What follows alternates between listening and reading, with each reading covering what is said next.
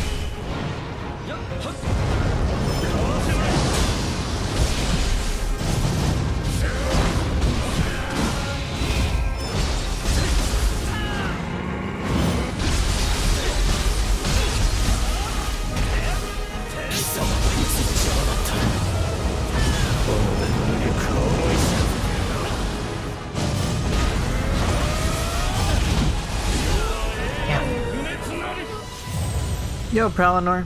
Good to see ya.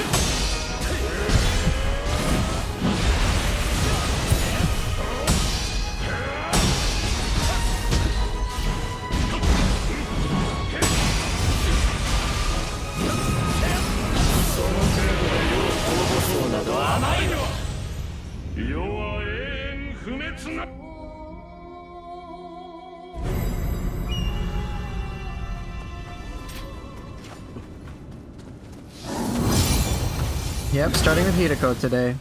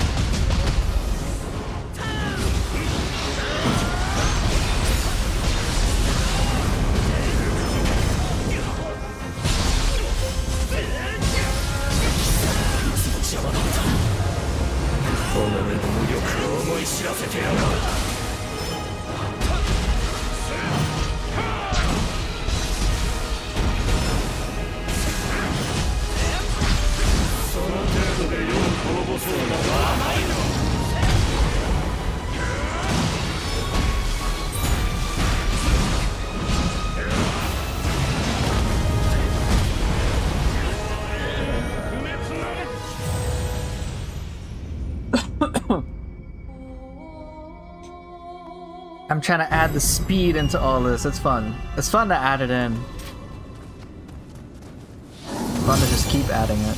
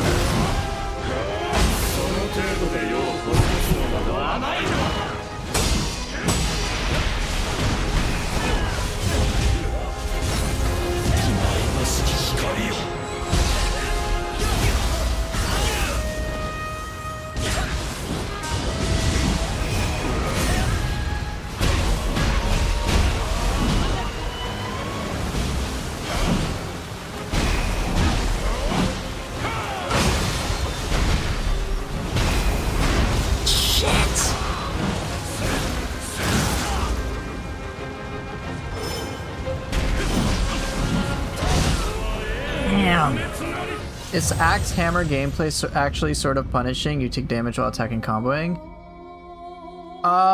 It's less about that. I would say Axe Hammer is a lot of it boils down to good planning.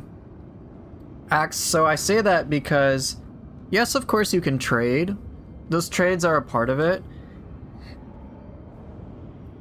But Axe in general, in my experience, is kind of a higher risk, higher reward thing. So many of the attacks that I do, I'll usually do like I'll set them up in advance. So like I'll plan a move or two ahead.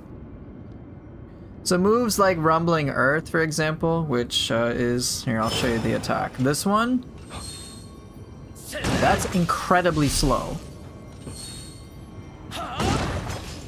Now obviously if you're a tankier character, that's not that big of a deal to trade, but if you're a lighter character like myself that's more based on speed and agility, I have to use in a way that prevents me from getting hit. So the only way I can do that is if I plan it in advance.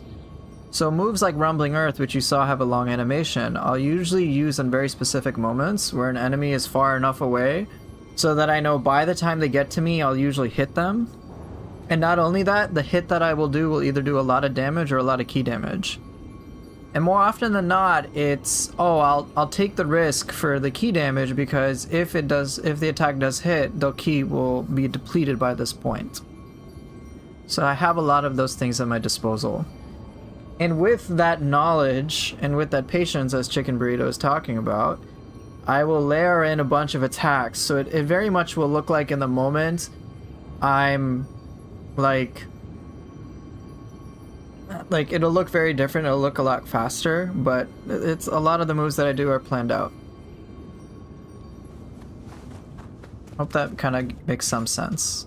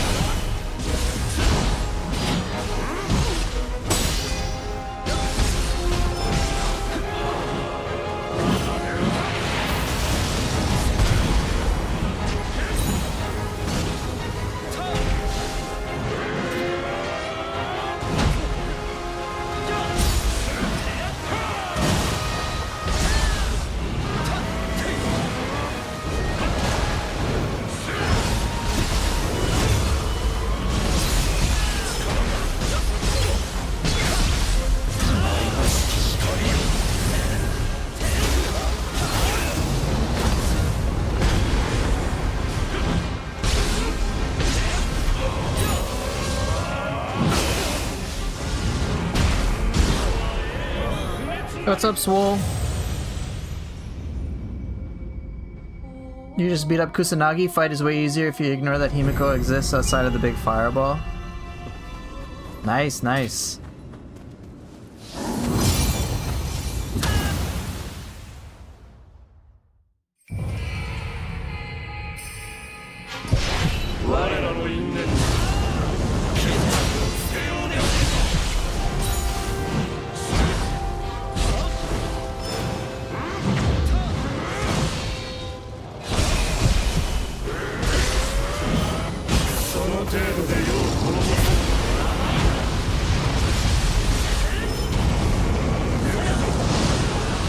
That didn't work as planned.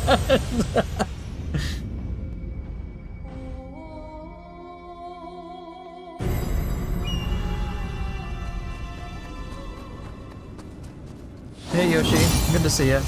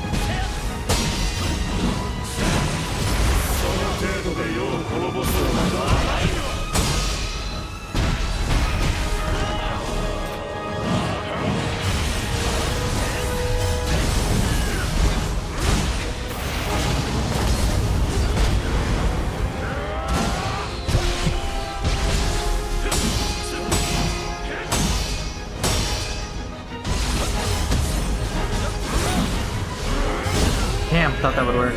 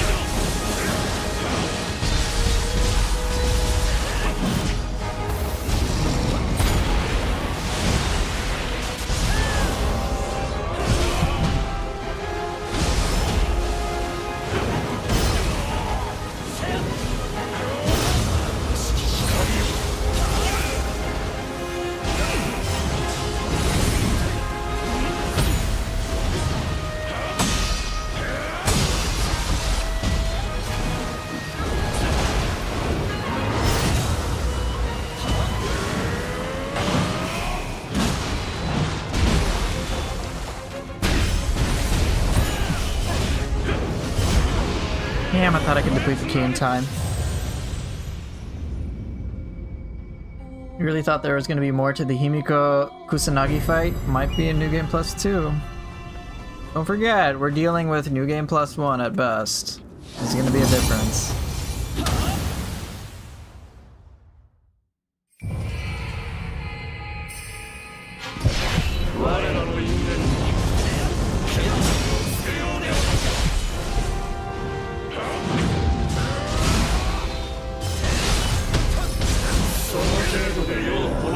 It's a good idea with Swift Step, but I didn't execute it well. I think I might get rid of Heaven Flash Lightning. I love the look, but that's about it.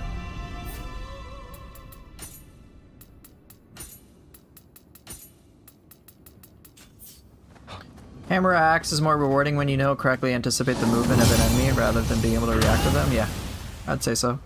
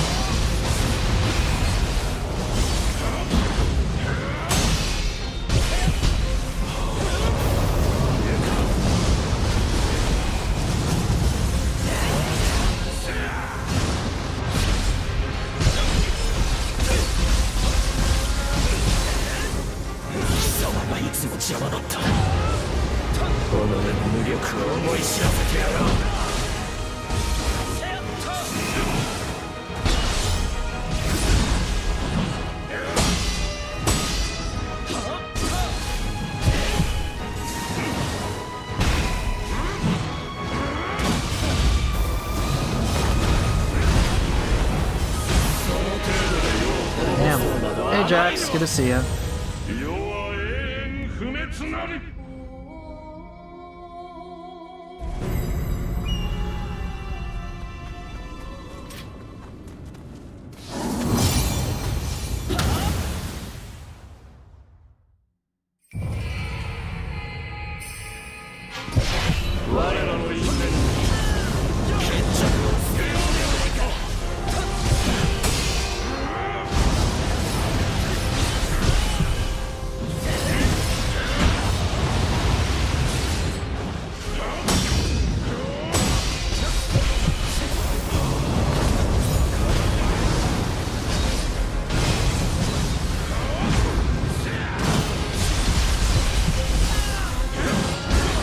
No, I did Spinning Gale.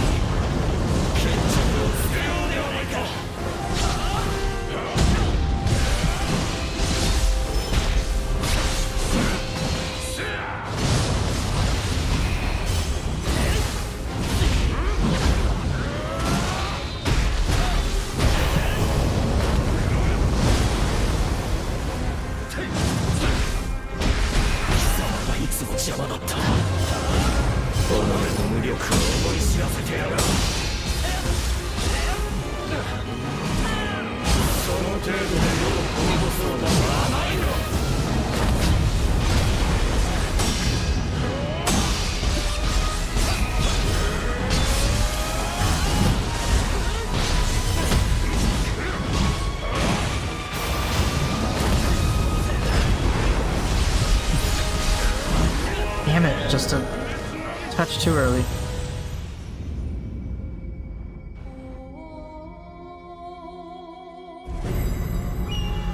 Not a touch too early. Too many hits. One less hit would have done the trick.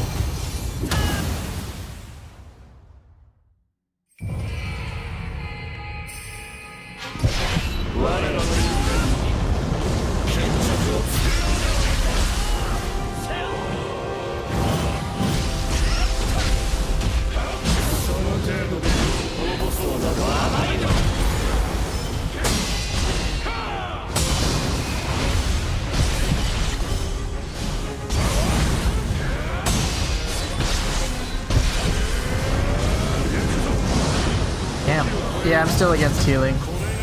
At least through items.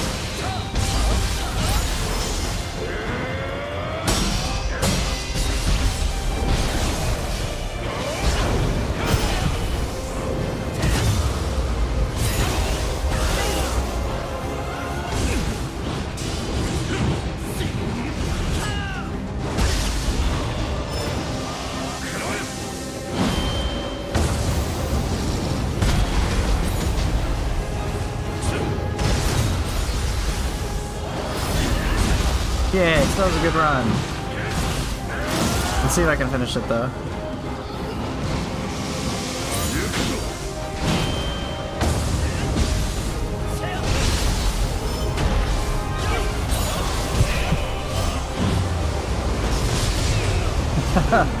It was good up until that last thing. It was very good until that last thing. Okay, I've gotten a lot better. So I'll take that victory. Just one grab, not bad.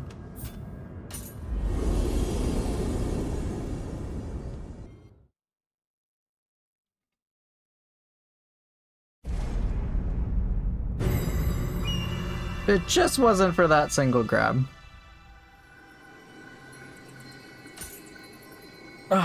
Alright. So, Chicken Burrito, you were saying I feel like Hiroko's design is a bit too detailed, so he doesn't stand out from the background as much as Otakemaru did. Not to mention not crucible textures, yeah. You could clip this if it wasn't for the grab. I'll put it on YouTube anyway, because yeah, it would have been nice if I hadn't gotten grabbed, but like, I did a lot of other good. And I don't need to have perfect clips. I was tempted to just like die, but I'm like, nah, I'll take the victory. And next time I fight him, whenever that is, I'll do better. Alright, cool.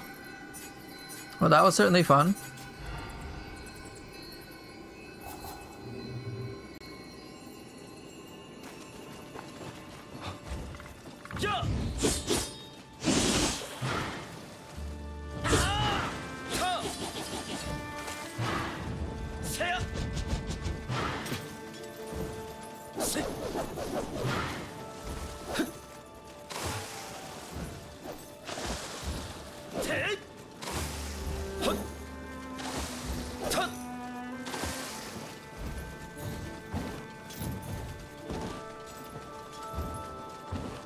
Anyway.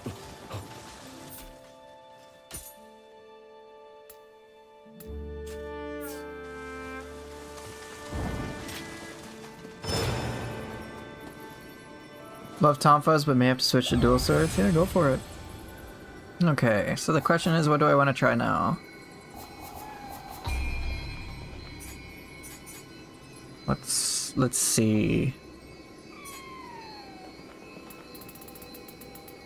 Wait, what's my inventory like?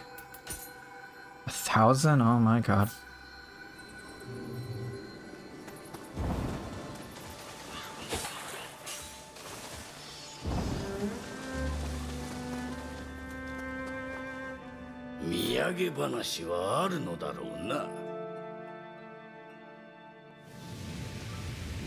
Big Tengu?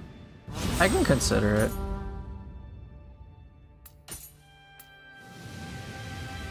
I might just go in order, in all honesty.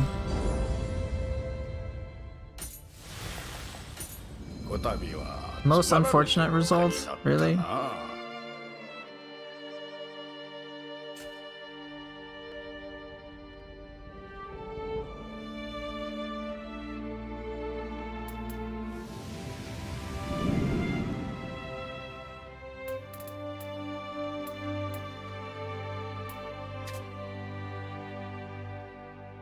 Holy shit.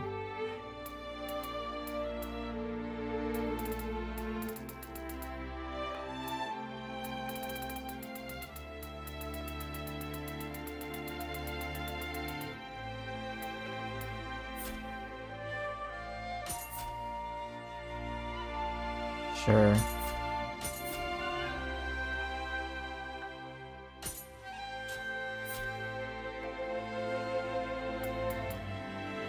Damn, son. I'm already a minister. I'm getting close.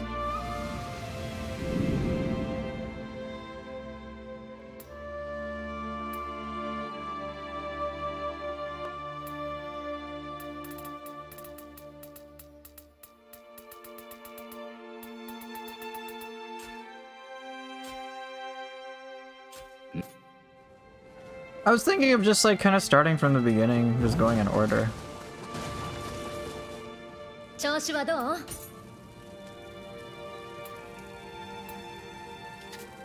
Gotta aim for the CEO.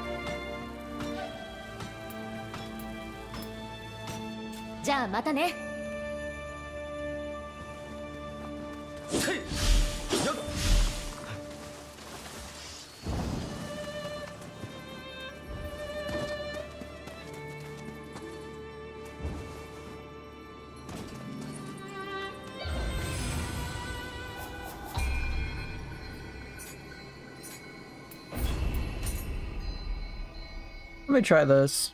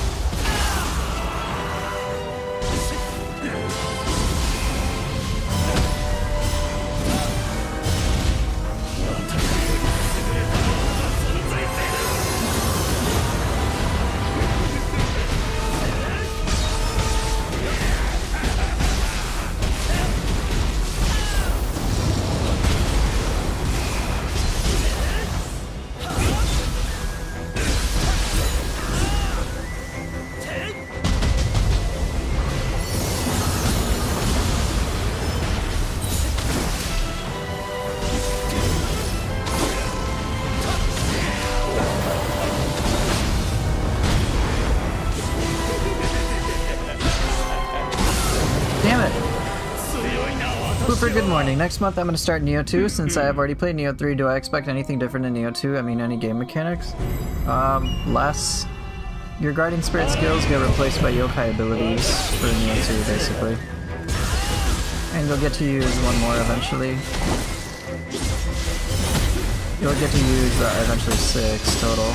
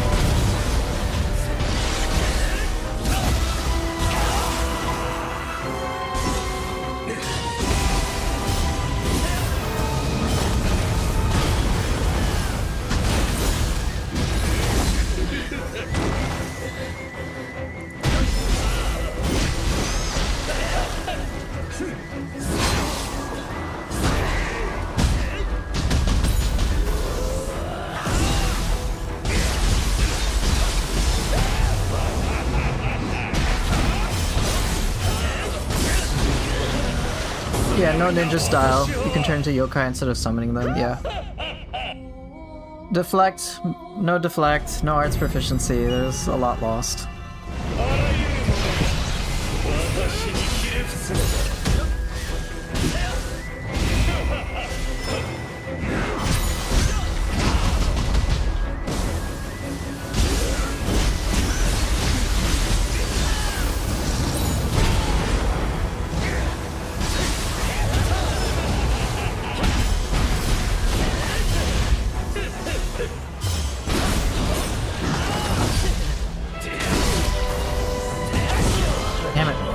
Yeah, no open field.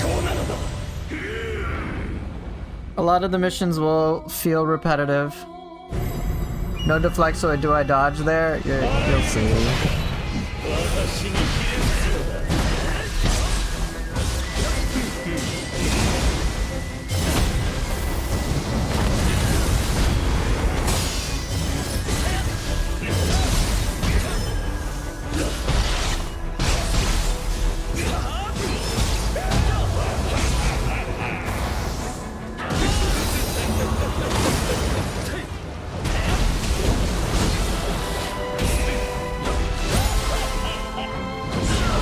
Too early.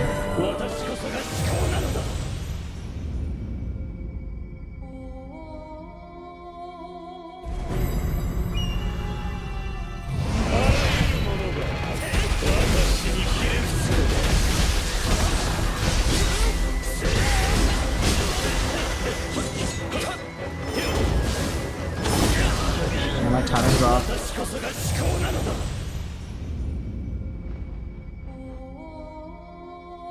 「」 「」 「」 「」 「」 「」 「」 「」 「」 「」 「」 「」 「」 「」 「」 「」 「」 「」 「」 「」 「」 「」 「」 「」 「」 「」 「」 「」 "" 「」 ""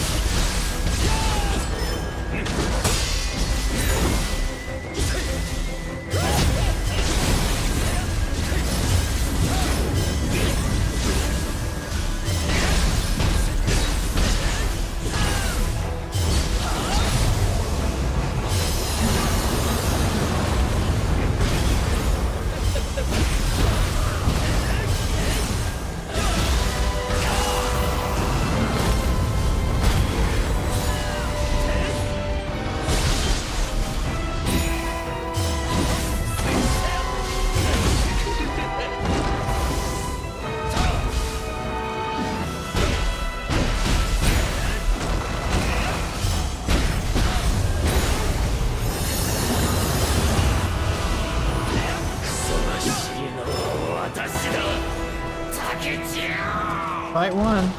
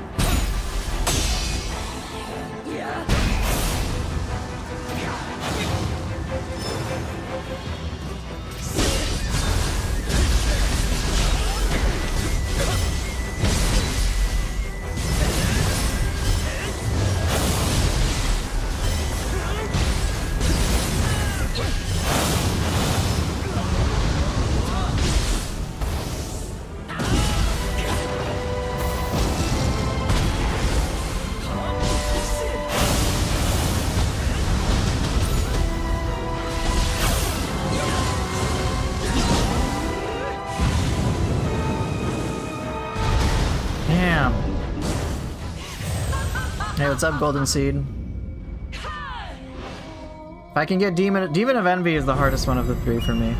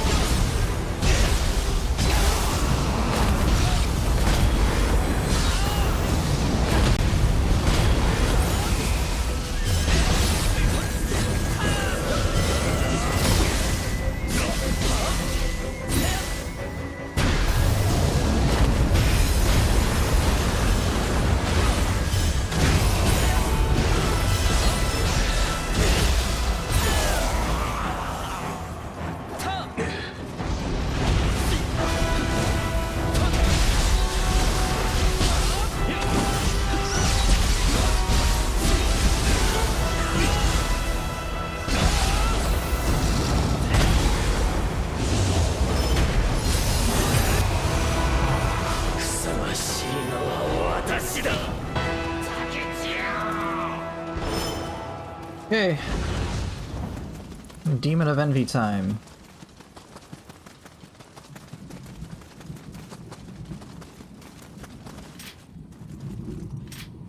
Come on.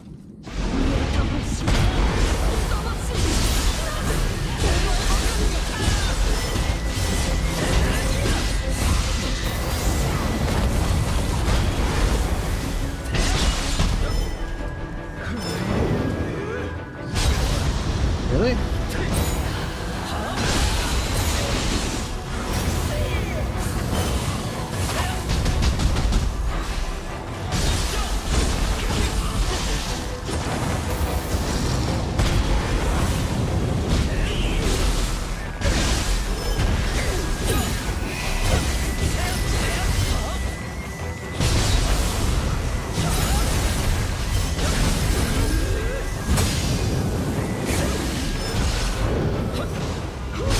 Dude, I can't do it for shit.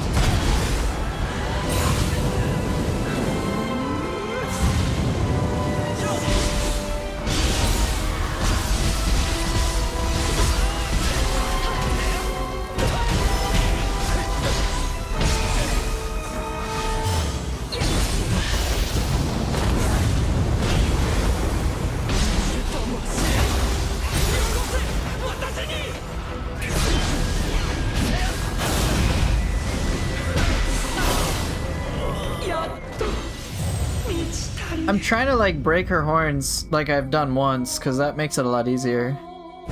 Don't you mean Demon of Diabetes? I'm fine with him.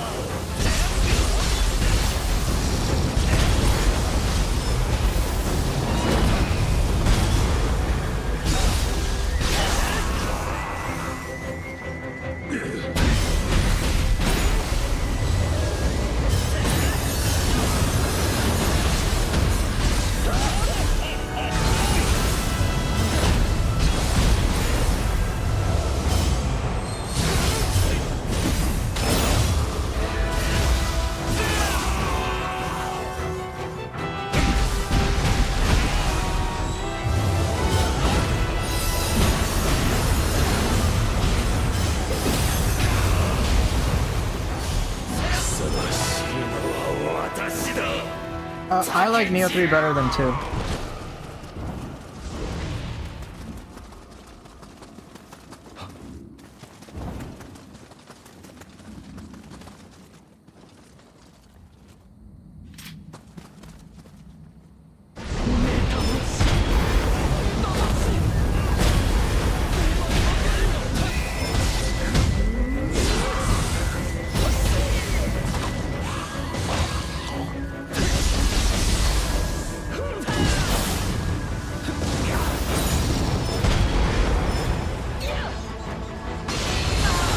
Damn, can't tell.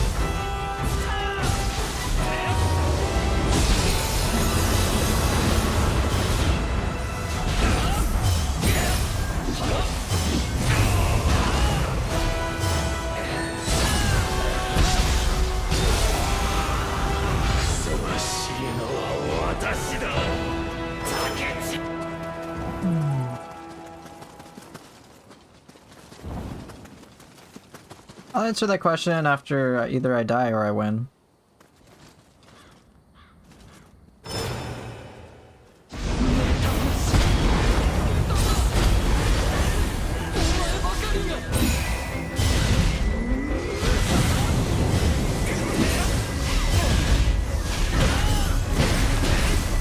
Dude, she has like no key, bro.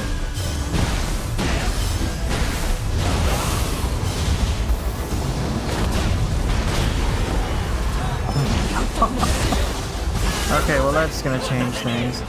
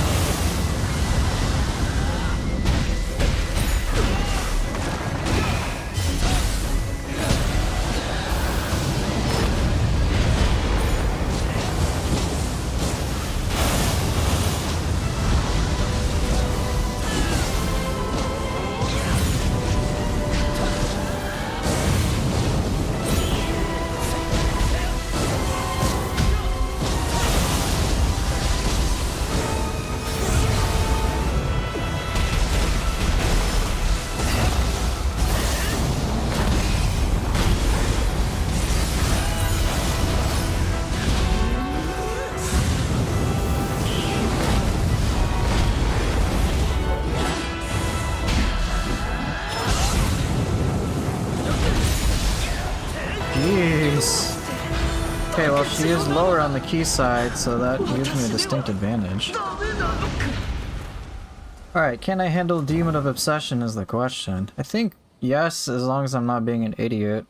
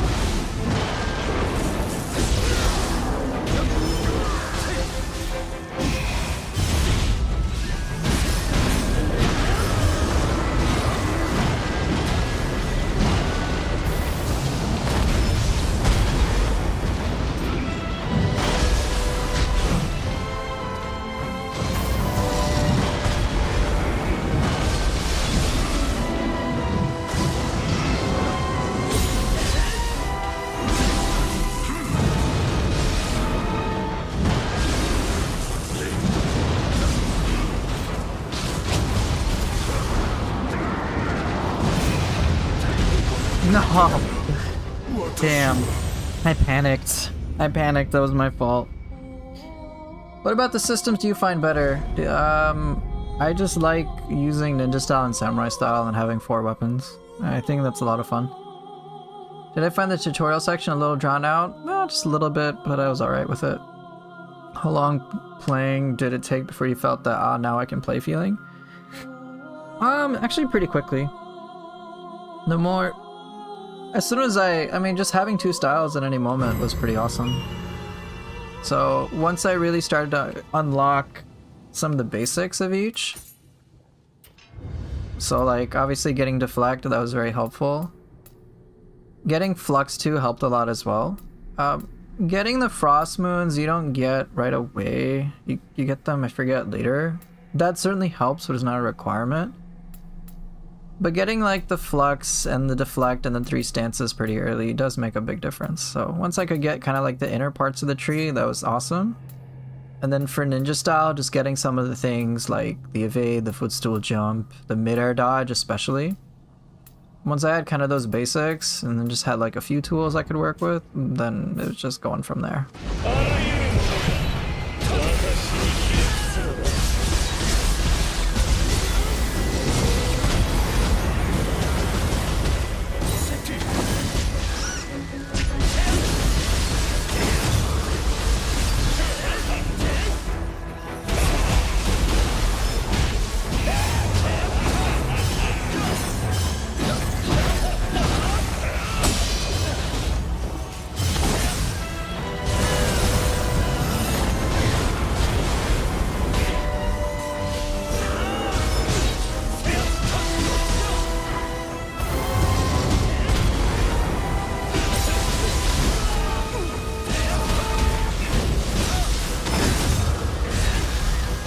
I'm level 250.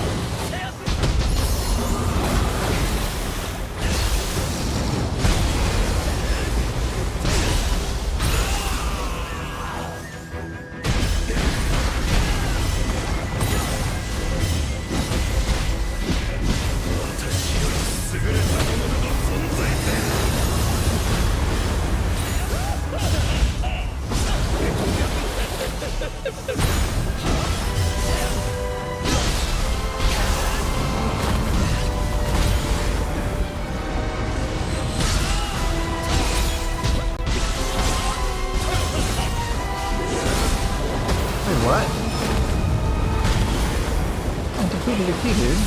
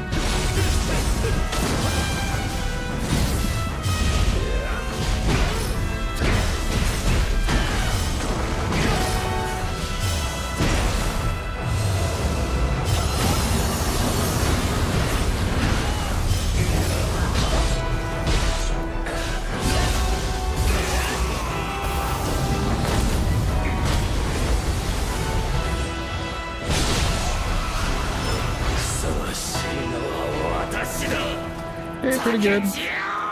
Alright, so this Bum Rush Demon of Envy, she's weak even though she's fast.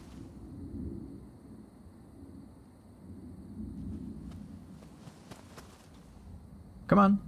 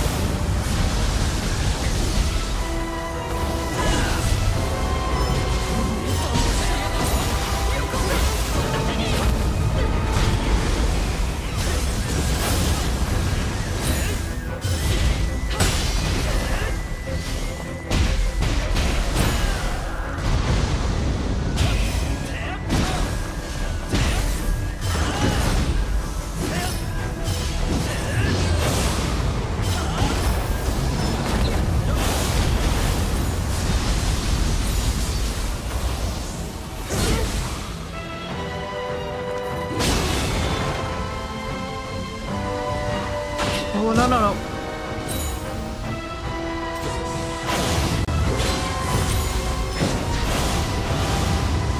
Nope, wrong style. Oh my god.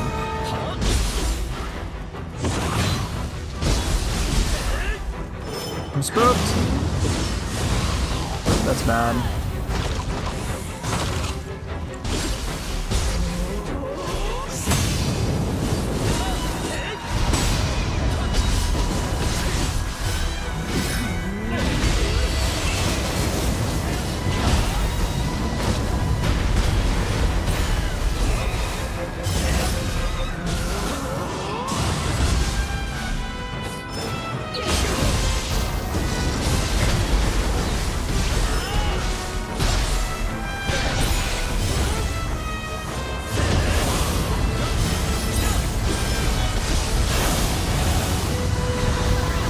Damn it! Ah, it's so interesting. When I get more confident and aggressive, I have a better time, but I have to manage different things then. Okay.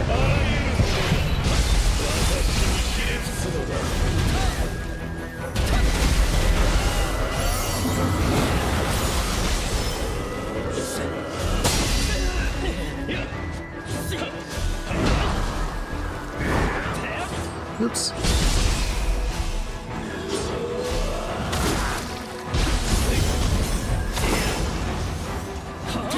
No! Bad habit, bad habit. I'll try this for a little bit longer, and then I think I'll do something else.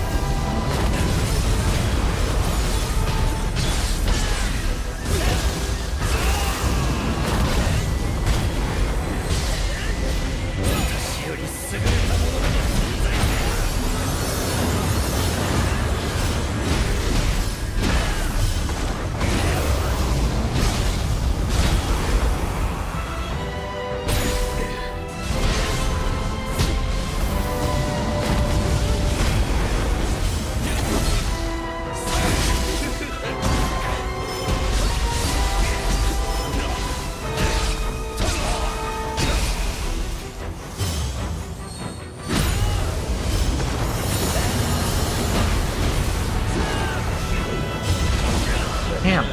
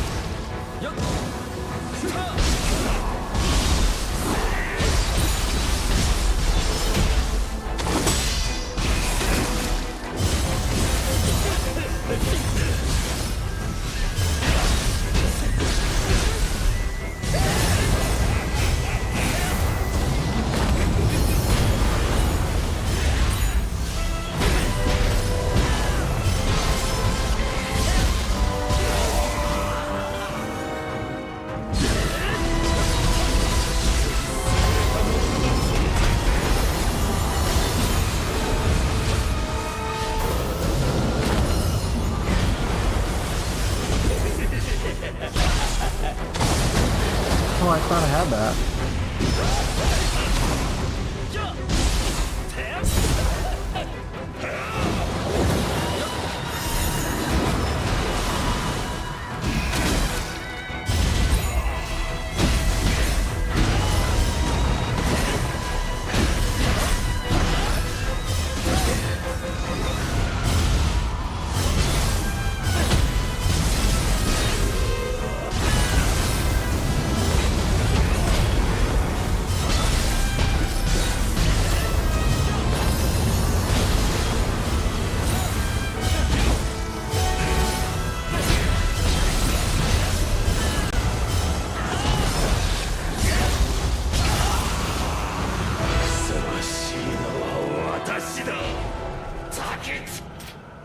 Alright, Demon of Pride down. Let's see if I can do Envy.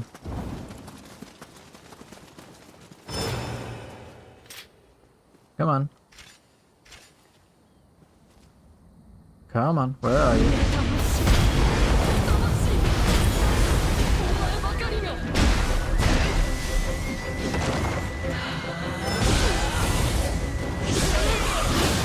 No.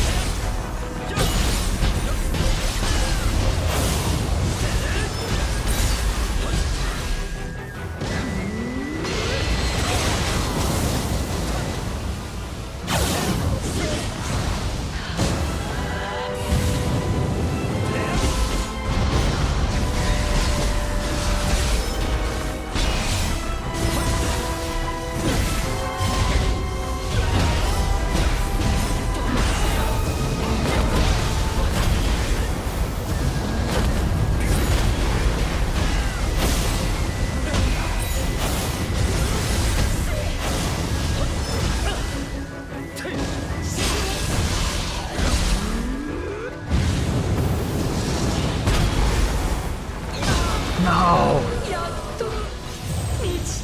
Oh, it's such a different beast trying to be aggressive, but it is fun. Alright, a few more tries.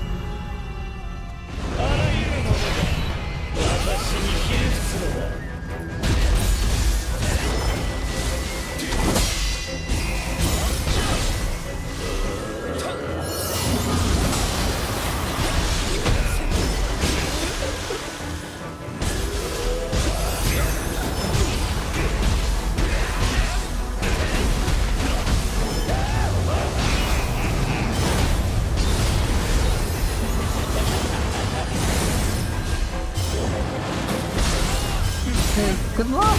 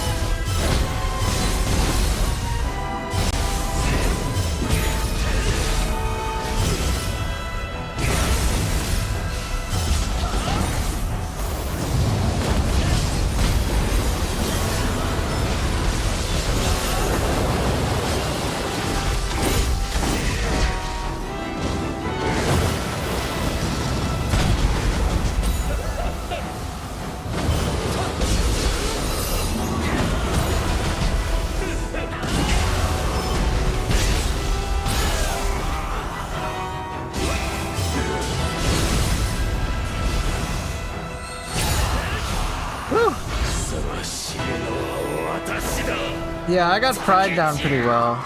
Envy is the weakest link. But I'm hoping to be able to turn that around. Come on.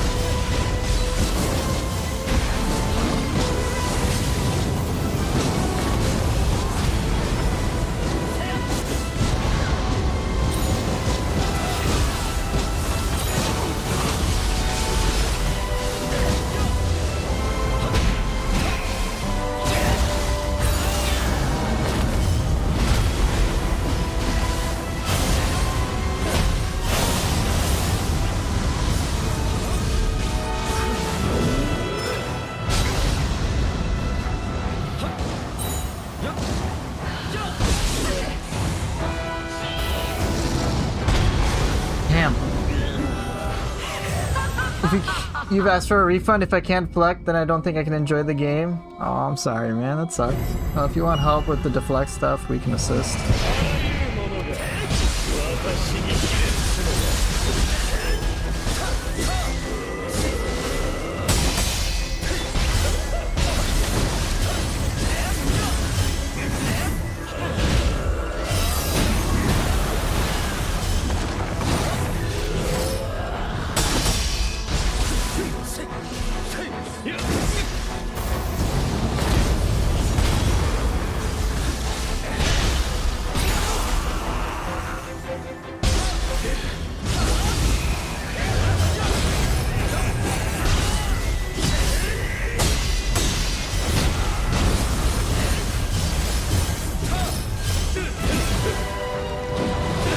Oh, he's talking about Neo 2.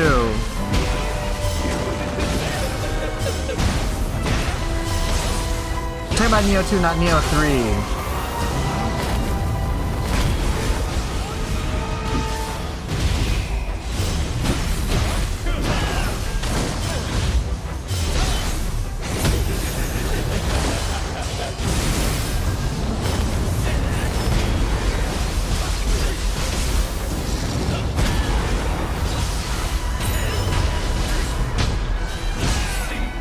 Yeah, he was talking about Neo 2. He's like, I can't deflect in Neo 2. I didn't realize he was talking about that. Dude, I don't blame you, bro. Neo 2 is 5 years old.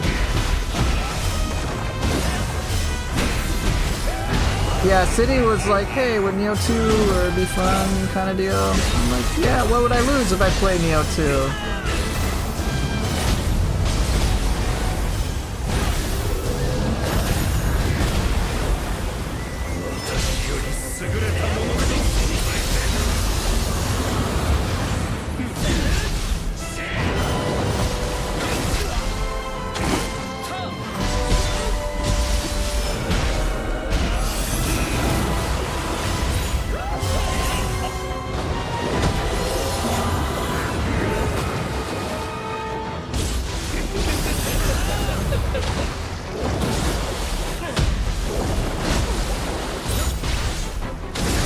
Damn, I thought that would work.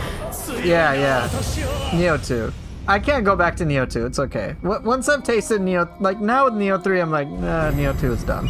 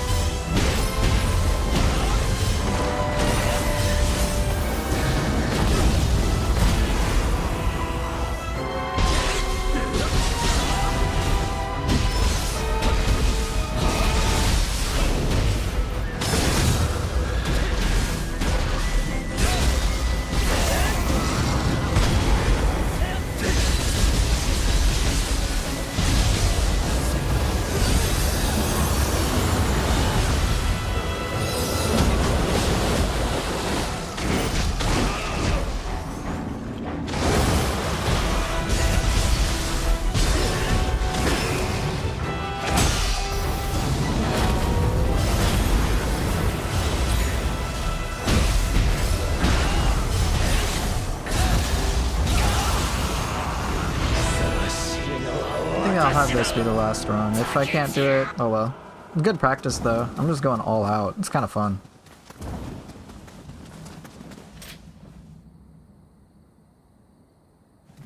Come on.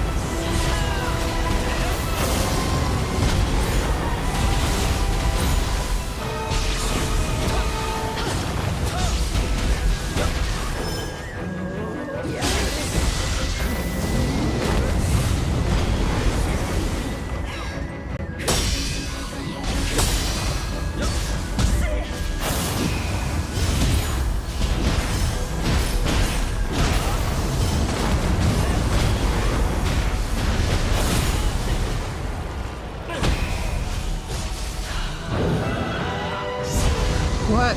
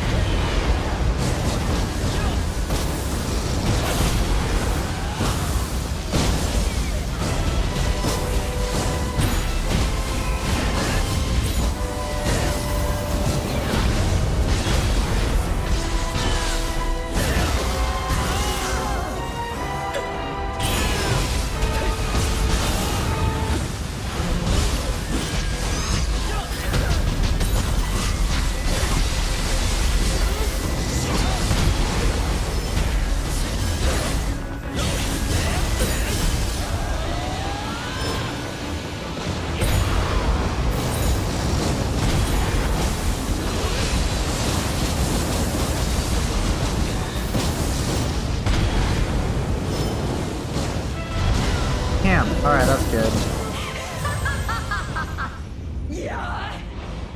Oh, that was rough. It's hard to see. A lot of good practice, though. If I could just fight her isolated, that'd be different. Come back another day.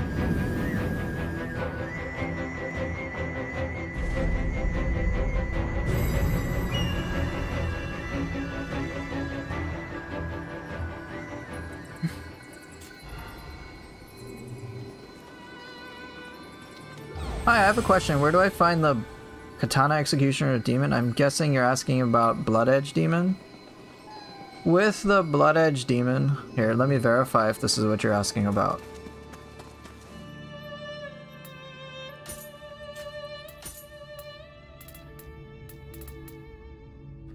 I'm guessing you're talking about this guy here. For Blood Edge Demon, what you need to do is kill Revenants in an area. So any of the Bloody Graves. If it's in that map, what will happen is as you take out the Bloody Graves, the game will let you know, hey, the Blood Edge Demon's in this area of the map. So then you follow where those arrows will tell you, and then you'll find it. If you just keep following them. You love Neo 3, to be honest. I'm so happy that I decided to play and learn this game. Still learning, but to me this game of the year so far. For me, yeah, same thing.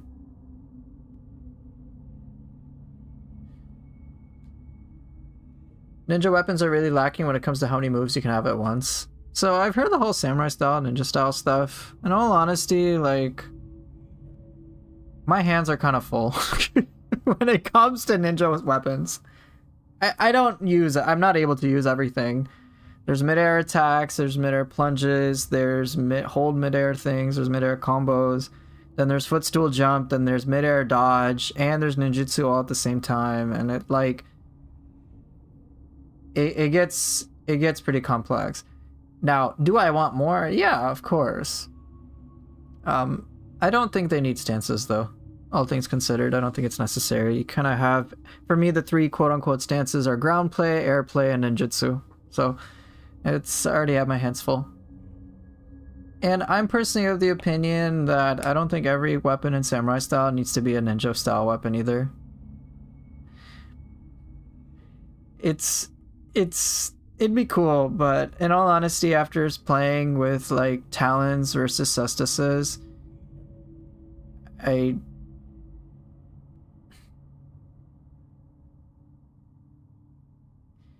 it's like, I don't know. I don't know how to put it, but I feel like the weapons, let's just say all 11 weapons from Neo 2 were also put, not both for samurai style, but for ninja style. Then I just can't help but feel some things would feel a little uninspired. Now, what I would rather have is just whatever exists in Neo 3 to be expanded upon more. That'd be it. Like, I play hatchets, and there might be like a few things I'm curious about that'd be like, oh, it'd be nice to have Boulder Breaker and Grease Lightning put together. Or it might be nice to have this, this, and that. But I find when I think about that, I'm usually neglecting the goodness that is already put in Neo 3, which is like, holy shit, all the aerial gameplay from hatchets is fucking fire. Right, like, that's kind of it. So, that difference is not like, I don't find myself missing Neo 2. But that's just me.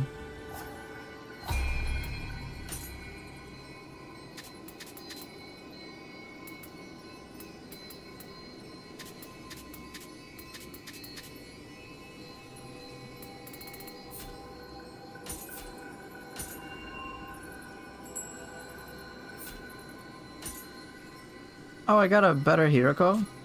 Okay.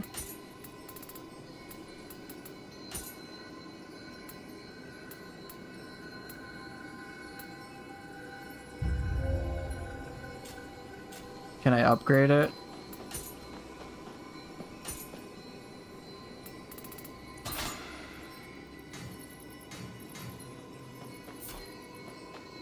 Yeah. Sweet.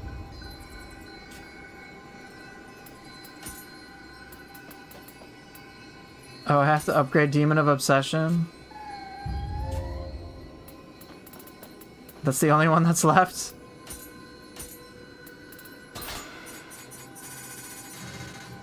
Oh, I can? Sure.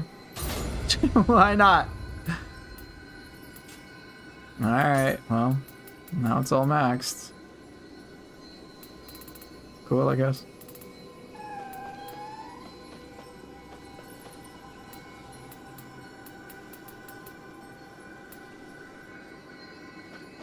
Faster movement on evade? That might be redundant now.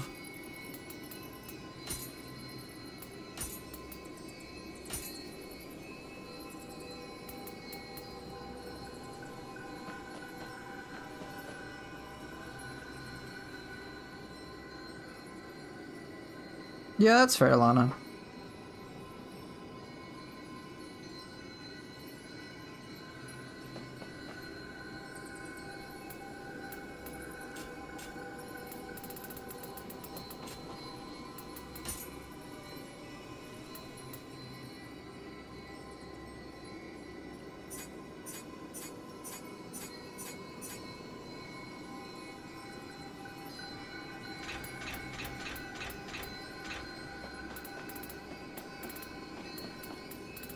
Okay, cool. I've locked all my soul cores. Alright, let's get rid of... Let's do it by type.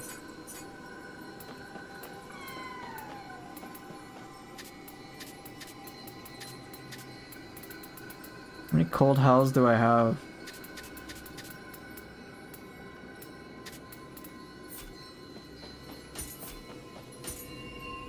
Oh my god, I have a bunch of Raijus.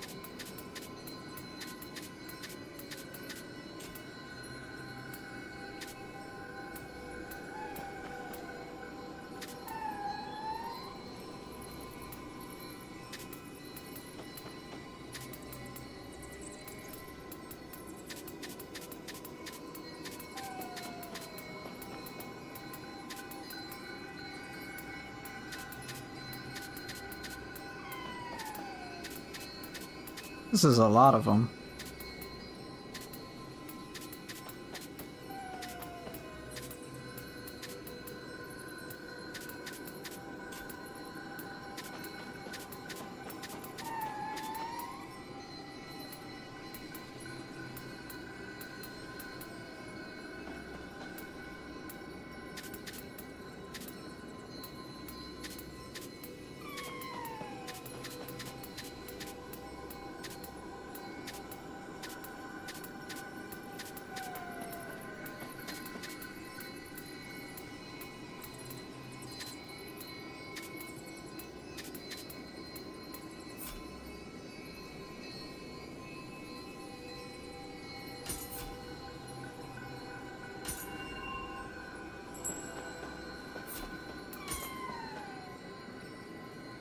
Okay.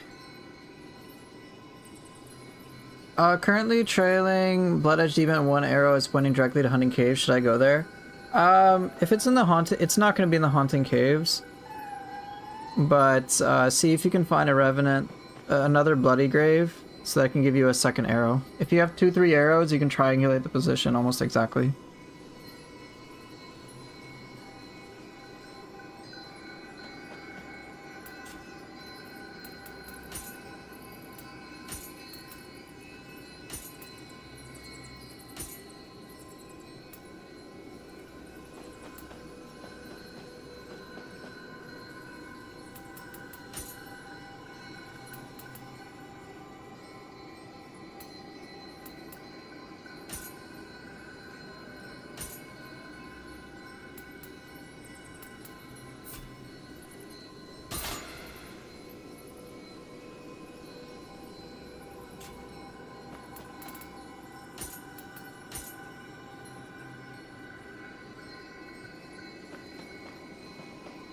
Very nice, Lana.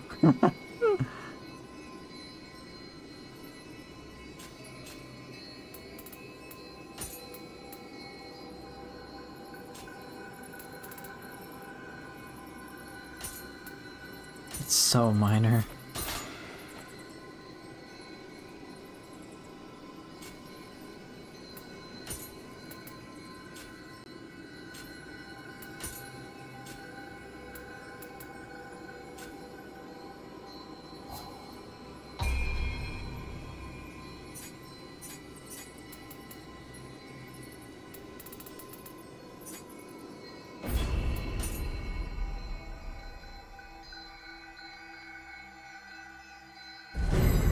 Alright, after you guys can make your weapon requests as usual.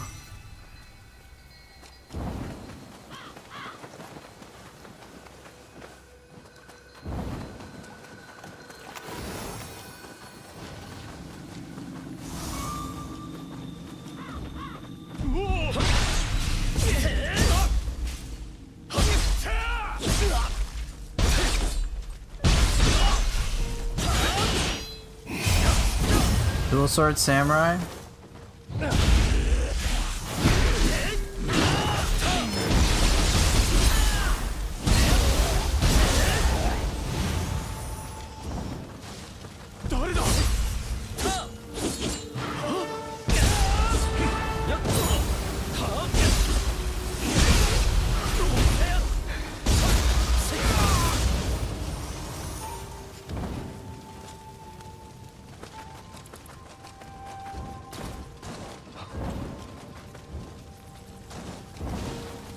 Samurai dual sword. Pretty much all the samurai weapons are direct upgrades of their counterparts in Neo 2.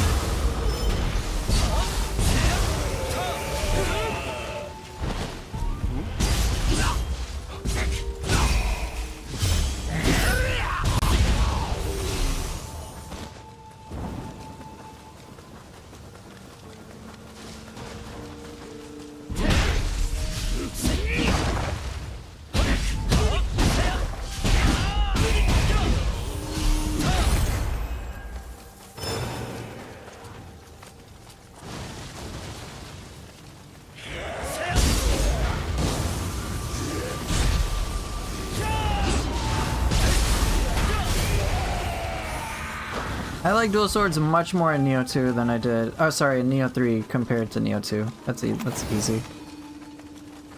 I like them a lot more now.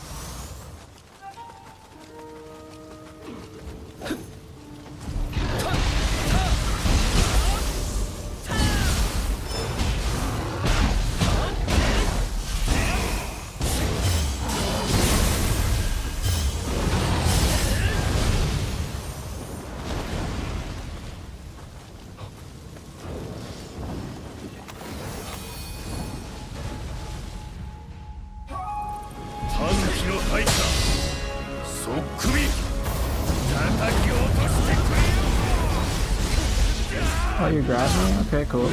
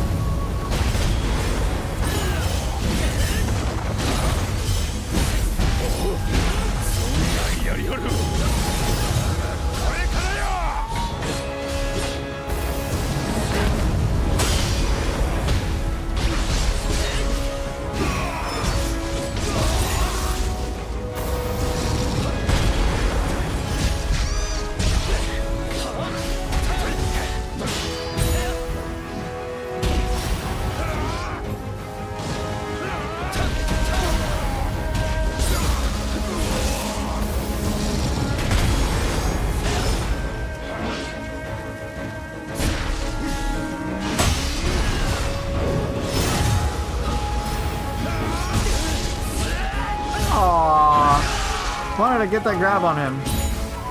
Get the fuck out of here. That's what I wanted to pull off. He just was a thread too far.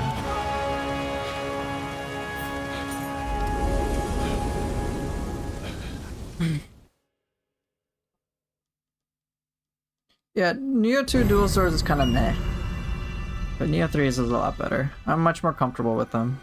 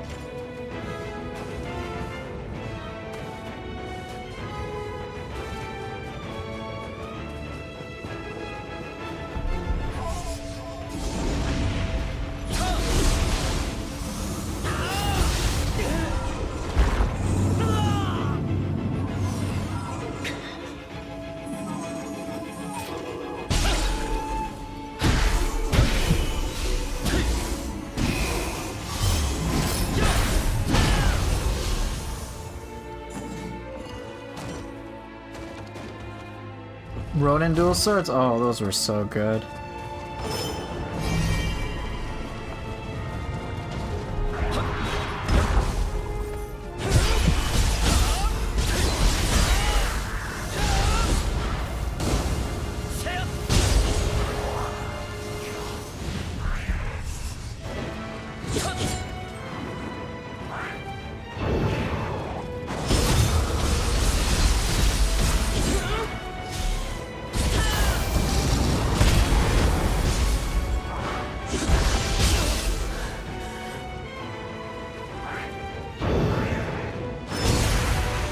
It's my favorite boss in this game. It's the verdict is still out. I generally like. I think there's a lot of bosses I like, so it's hard to say which one's my favorite. I think I've enjoyed fighting Nuri Botake quite a lot, but I also like fighting Hiroko, and I like fighting Takasugi Shinsaku quite a bit. I also like Takeda Shingen. Like, it just goes on.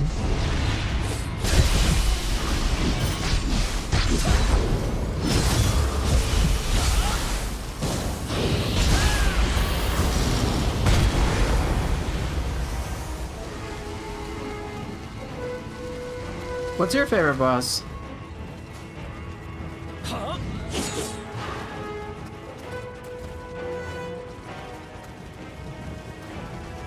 Who am I not liking? Not any particular boss.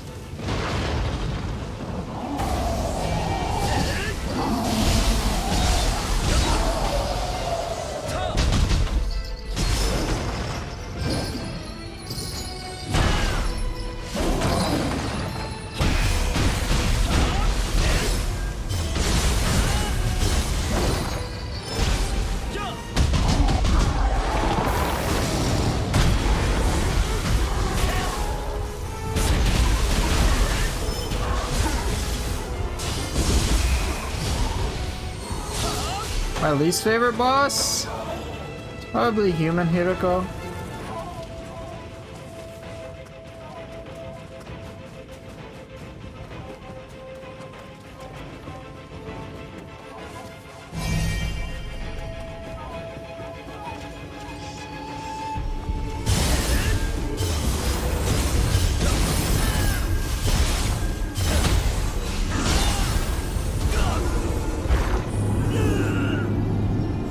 Least favorite weapon?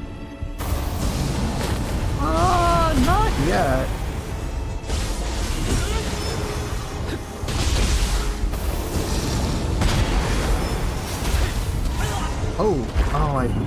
One thing.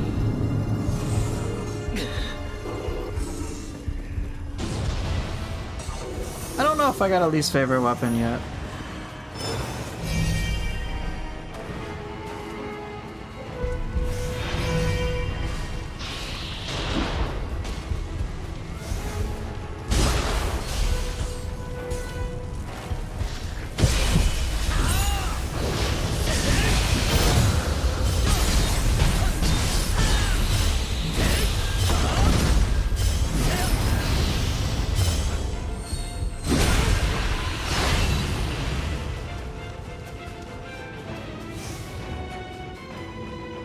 Great Tengu is your favorite new yokai in Neo 3? I think Great Tengu is really cool too.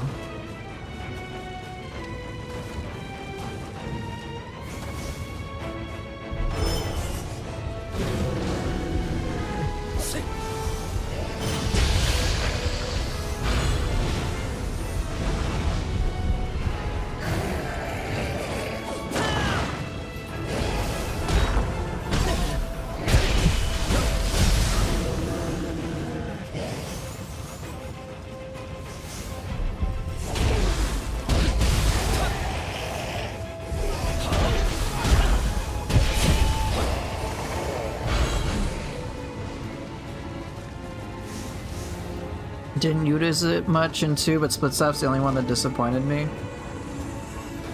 It's interesting, isn't it? I've heard quite a lot of dislike for Split Staff, and my verdict is still like, I'm just like, well, it's different. There's many respects where it feels less than it did in Neo 2. But it's also like one of those weapons I don't really understand the most either.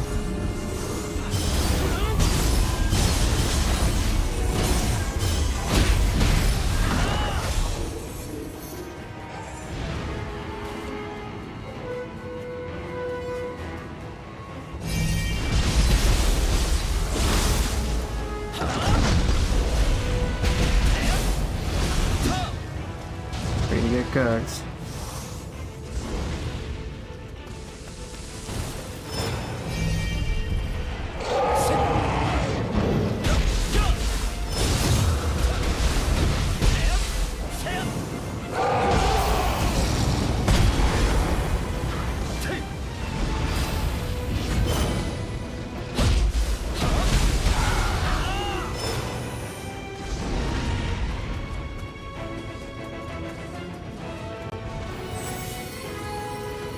Burns too much ki. Have you seen its damage output though? It's kind of ridiculous.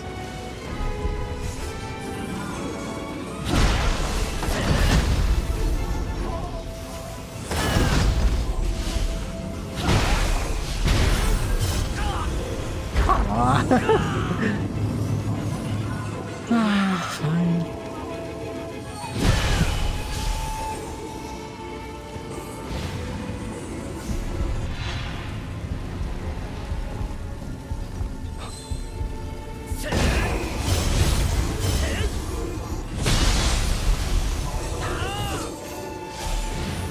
Right, Split Staff just has a lot of conflicts. That's my only major complaint about it.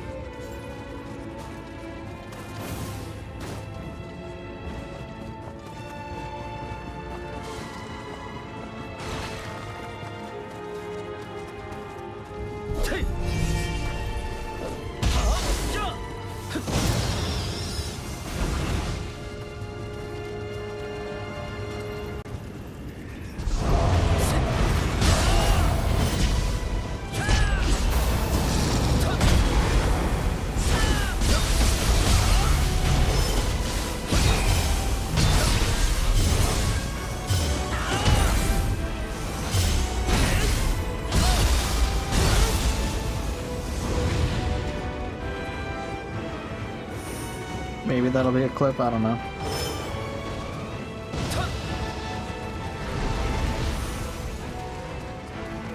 I think if Split Staff just has a couple more things, a little bit more variety, it'll be fine.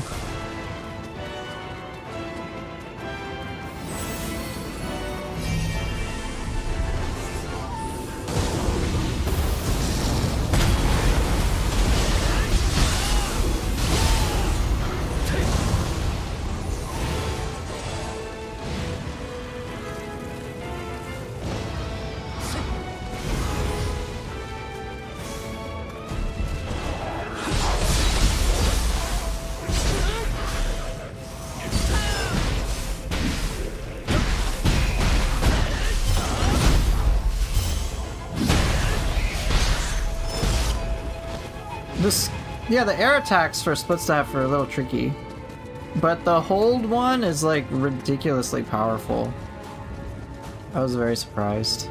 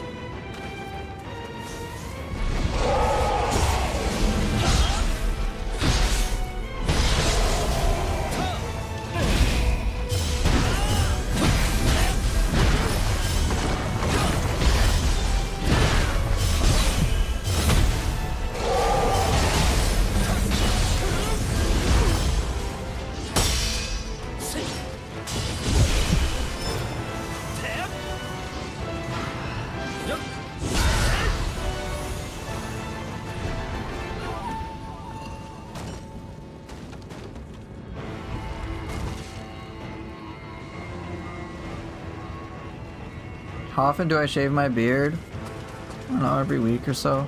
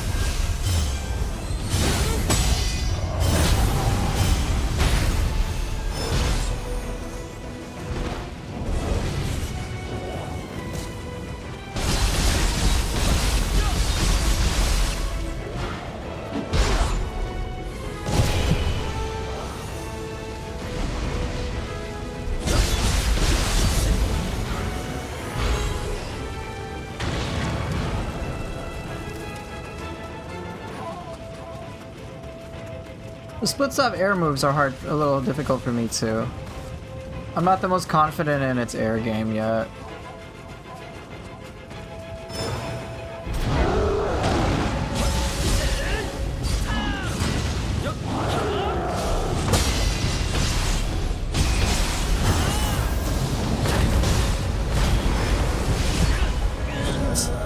What happened there?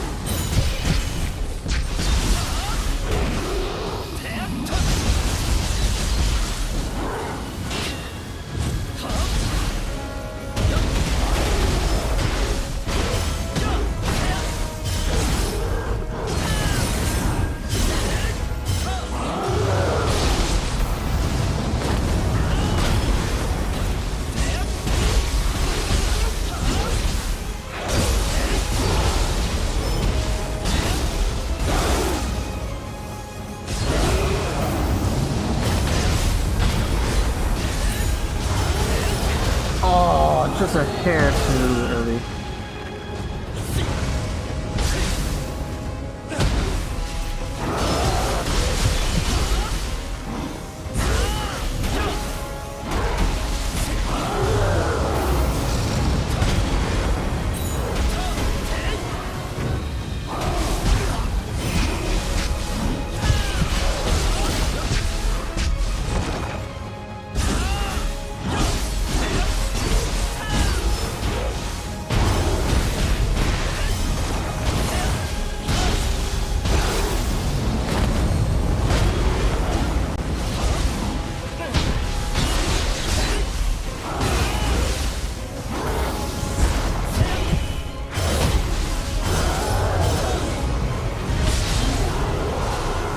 Oh, cool.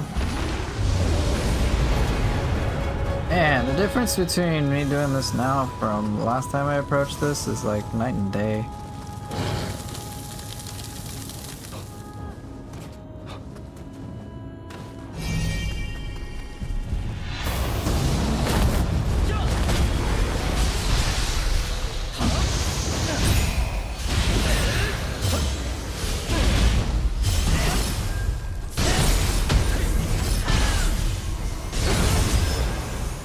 Like using arts proficiency like all the time. Man, it's, yeah, arts proficiency like all the fucking time. Ninja style, mid-air stuff. I've gotten a lot more comfortable. Oh, Swirlpool, I see what you're saying. Let me get to a shrine and I'll indulge what you're talking about further.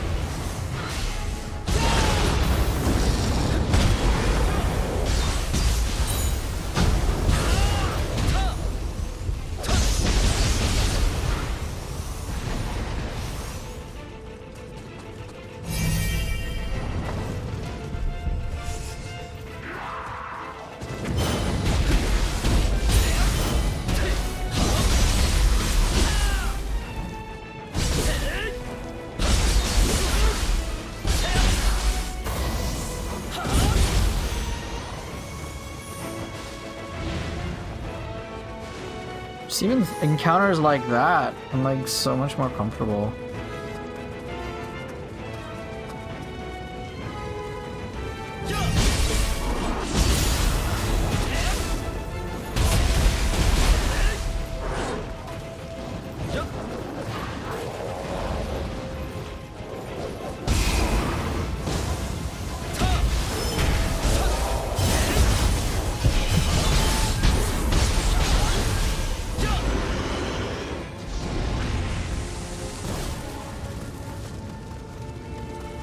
Alright, see you later, Lana. Thanks for dropping by. Alright, let me catch up to what you try to sing. By the way, Poofer, I have an idea. Can you try it for me? Wait, you don't have split staff on? Oh.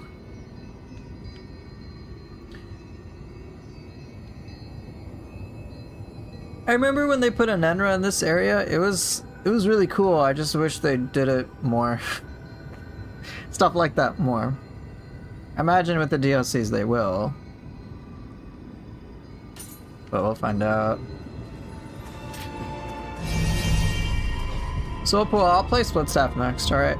After this, I'll switch to Split Staff.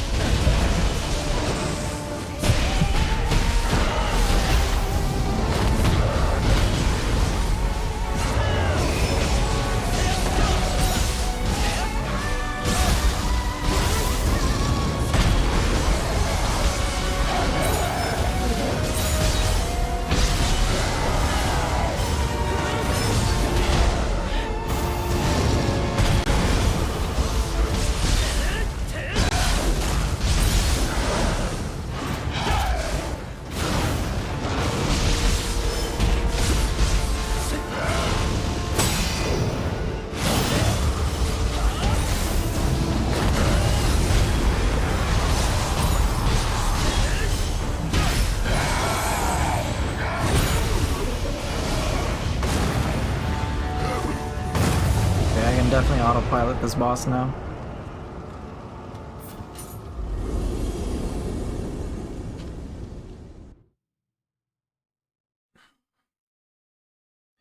Okay, but before you do it, I'll have to show you something in Ninja Duels. Okay.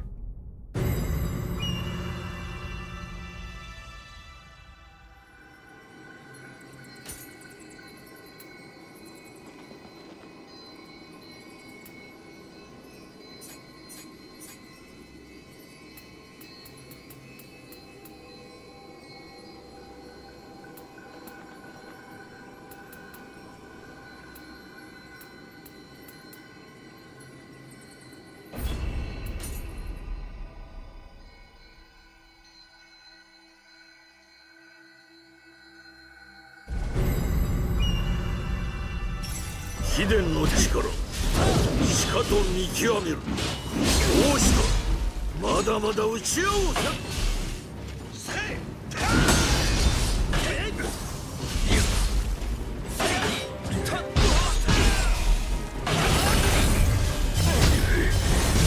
すがの技前よ。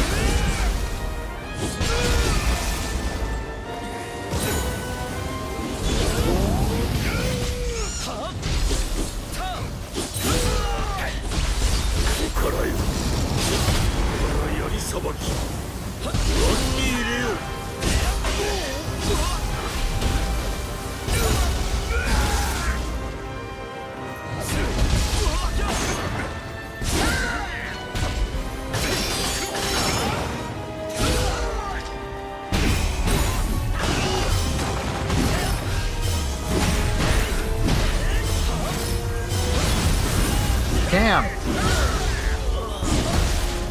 Still alive somehow.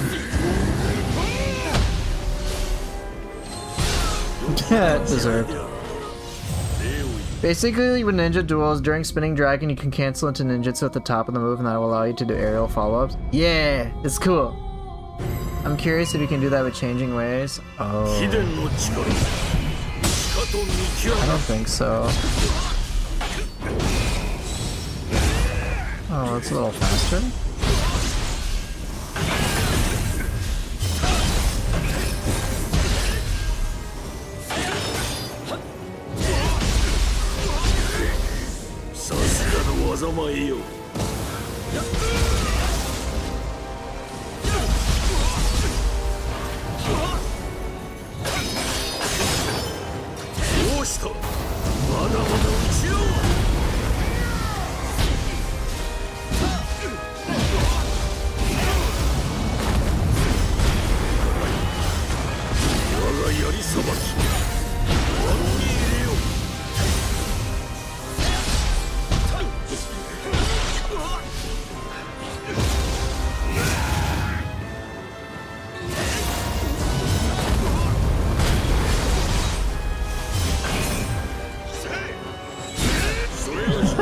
I'm being too greedy.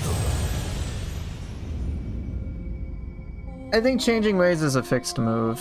I know Ninja Duel is a Spinning Dragon you can cancel into something else.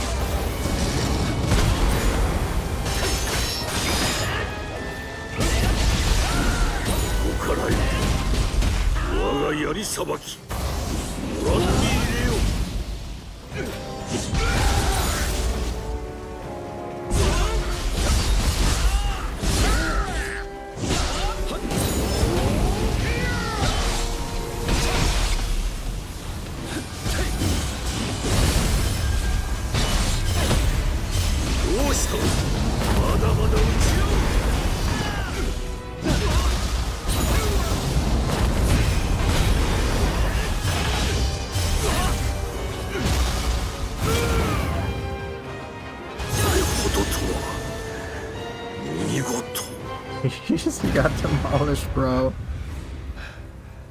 Ah, goodbye.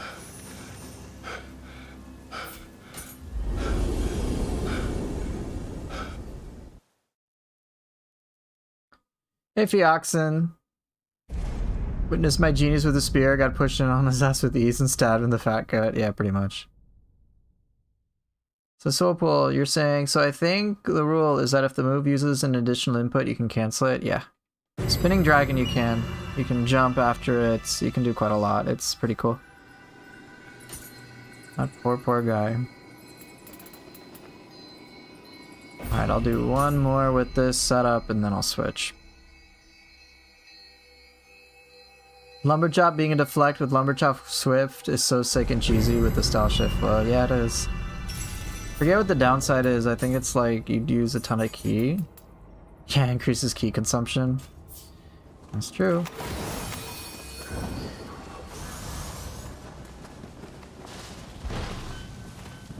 What about Kusa Spear? I'm using Kusa. I might switch to Spear. I'm not sure.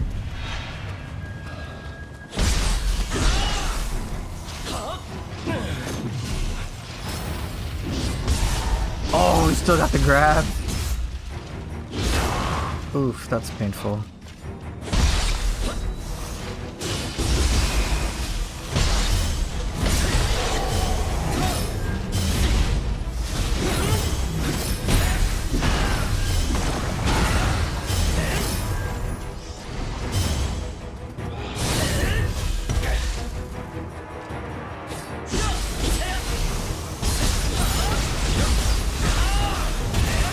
What about that one staff move on split staff that's forward dodge after a quick attack? Radiant. Oh, you're talking about. I think you're talking about Radiant Moon.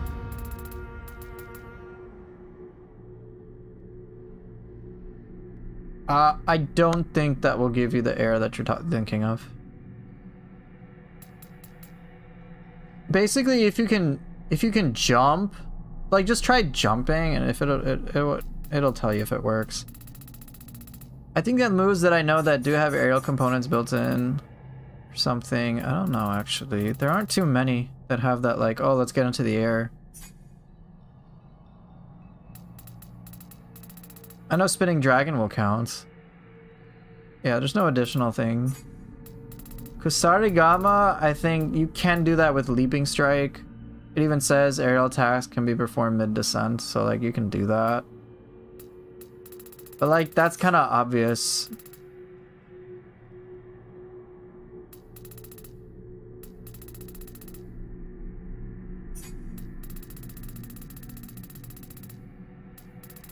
Hatchets has a good one. But I think this one's also a little on the more obvious side. Where is it? Mountain Climber. Mountain Climber is you can jump up. And then you actually have some time to decide before you're gonna do a follow-up. So it works with Mountain Climber. I'm not sure about other ones. Yeah, Death from Above works too, but that one is what we would consider a more obvious one. We're looking into the less obvious ones, as Swolpool is saying.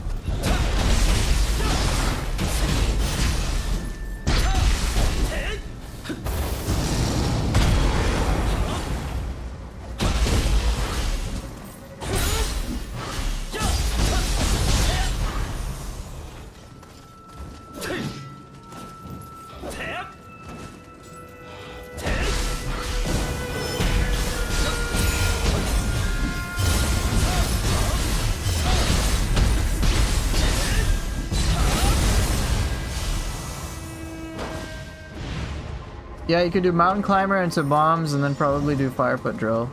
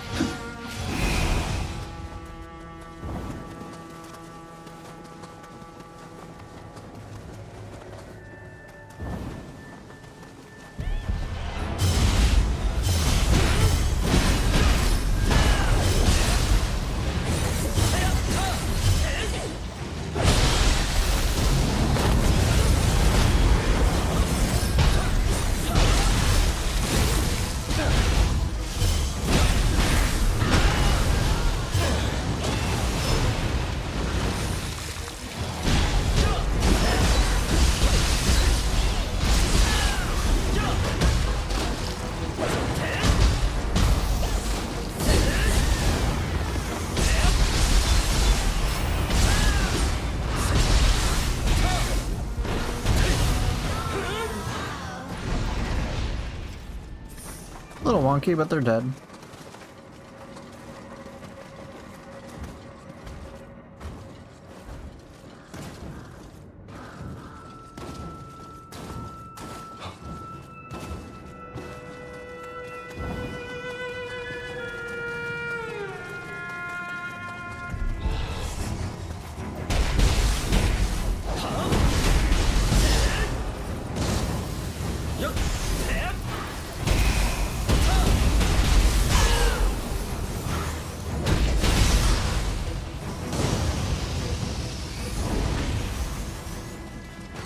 You wanted to do mountain climber for your aerial starter so I could save the other inputs, so it's kind of slow unless you start with the run attack first? Yeah.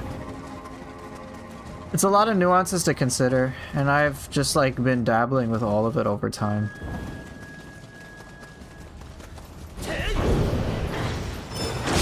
Nice job, I guess.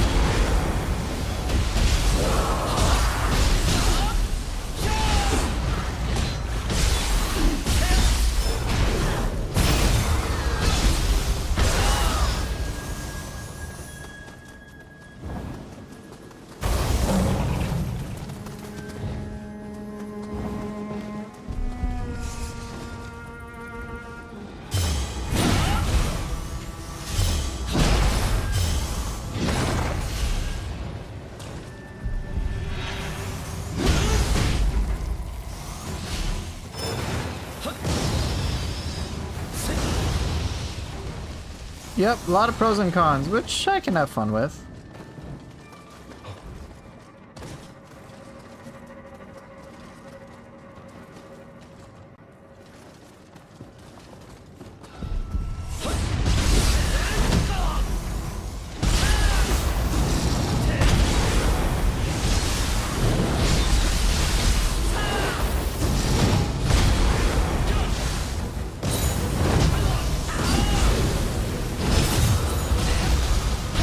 Jeez, comfort level going up the roof. Let's go.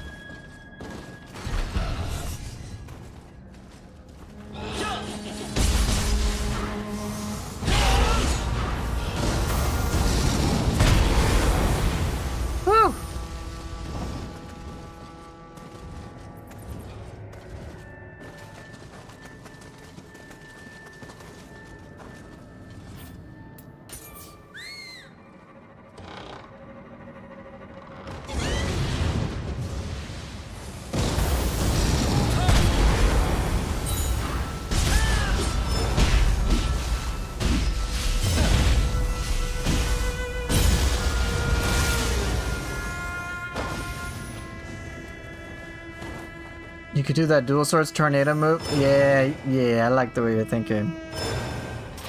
Let's try it. Let's try what you're talking about.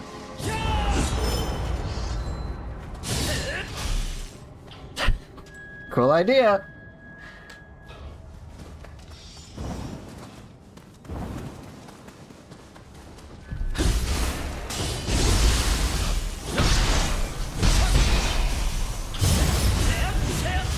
You know what's also fun? Doing running attacks into attack unders. So you can do a running, if you do it right, you can do a running morning moon.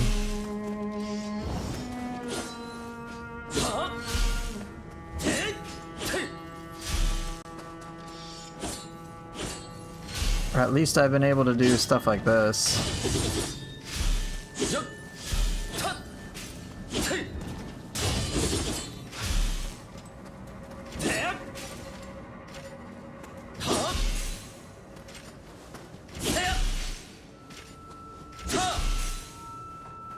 so wild.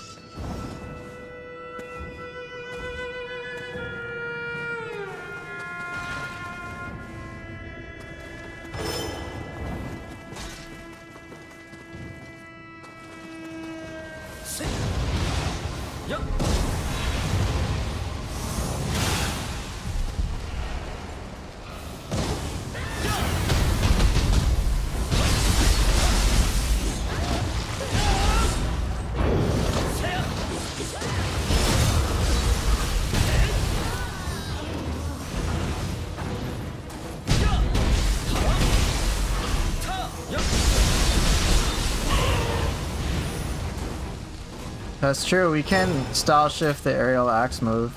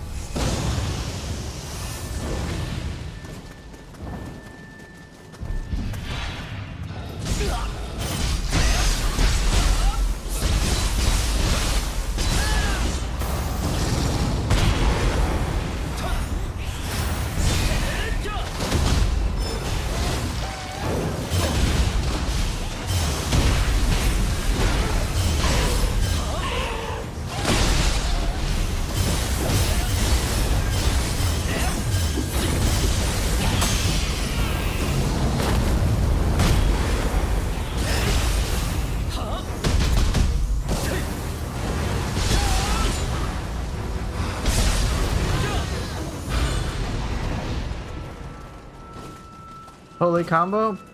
That's what I do. What would I say Neo 3 lacks? I think whatever it lacks is just more Neo 3 sauce. I think for me, when I look at Neo 2 as a whole and think of Neo 3 what it is, for me the biggest thing that's missing is just quote-unquote Neo 3 as a whole.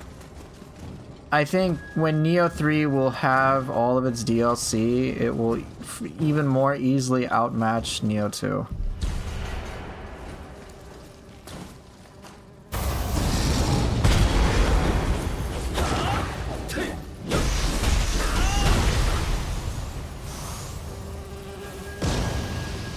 Yeah, we just need a bigger bowl. That's a good way to put it.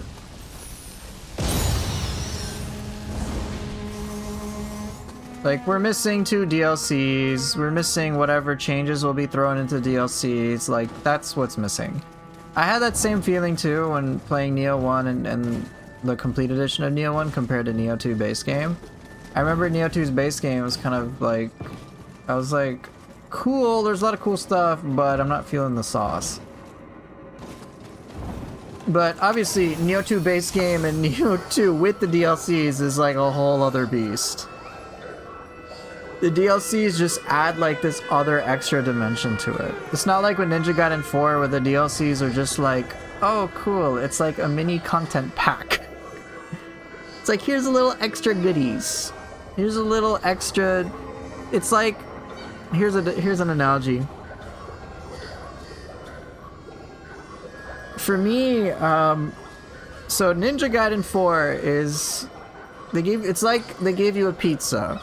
A cheese pizza, all right, and let's just say you really like cheese pizza. All right, Ninja Gaiden 4's DLC was like, oh, here you go, you get 2 extra toppings on your pizza,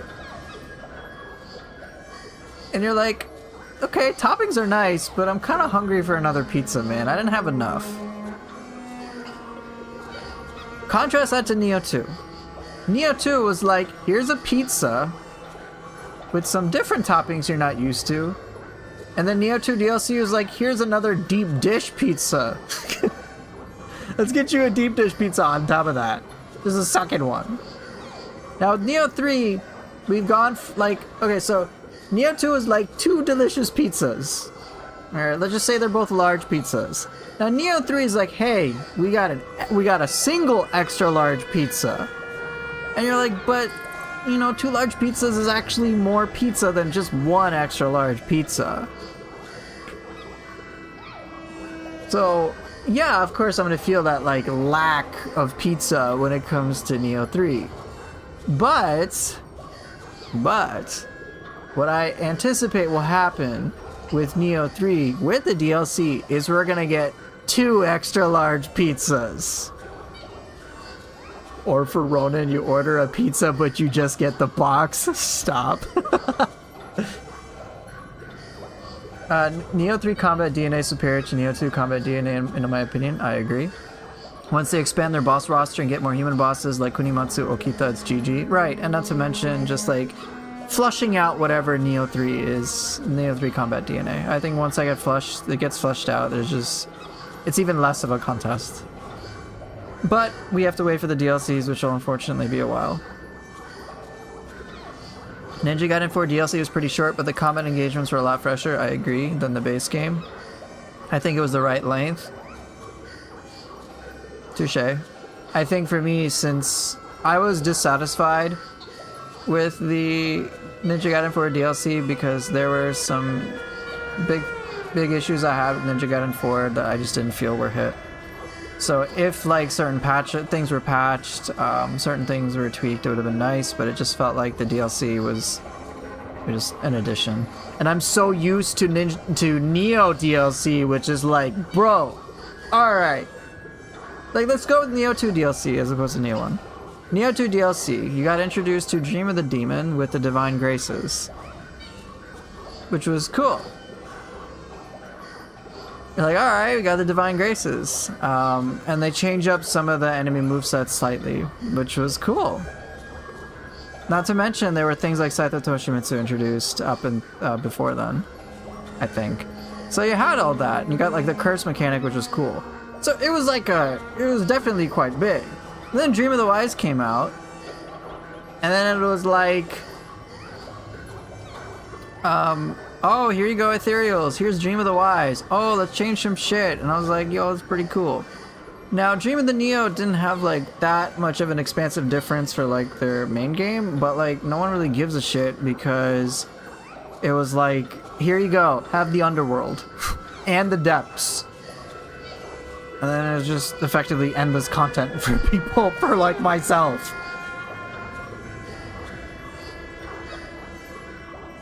So it's a lot.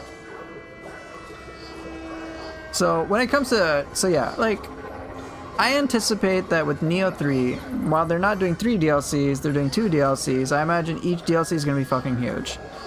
Here in this game, we've gone from Hero's Journey to Shogun's Journey. I don't know what the next 2 New Game Plus cycles will be. But already I see an improvement compared to Neo 2, where we went from Dream of the Strong to Dream of the Samurai. And for many players, I think Dream of the Strong was just like a victory lap. Here, it's a bit more engaged. Like, I got a freaking right, if you don't see here. We got like Raiju, like just chilling over here in like haunting caves, which is like kind of cool. It's not like the exact same shit.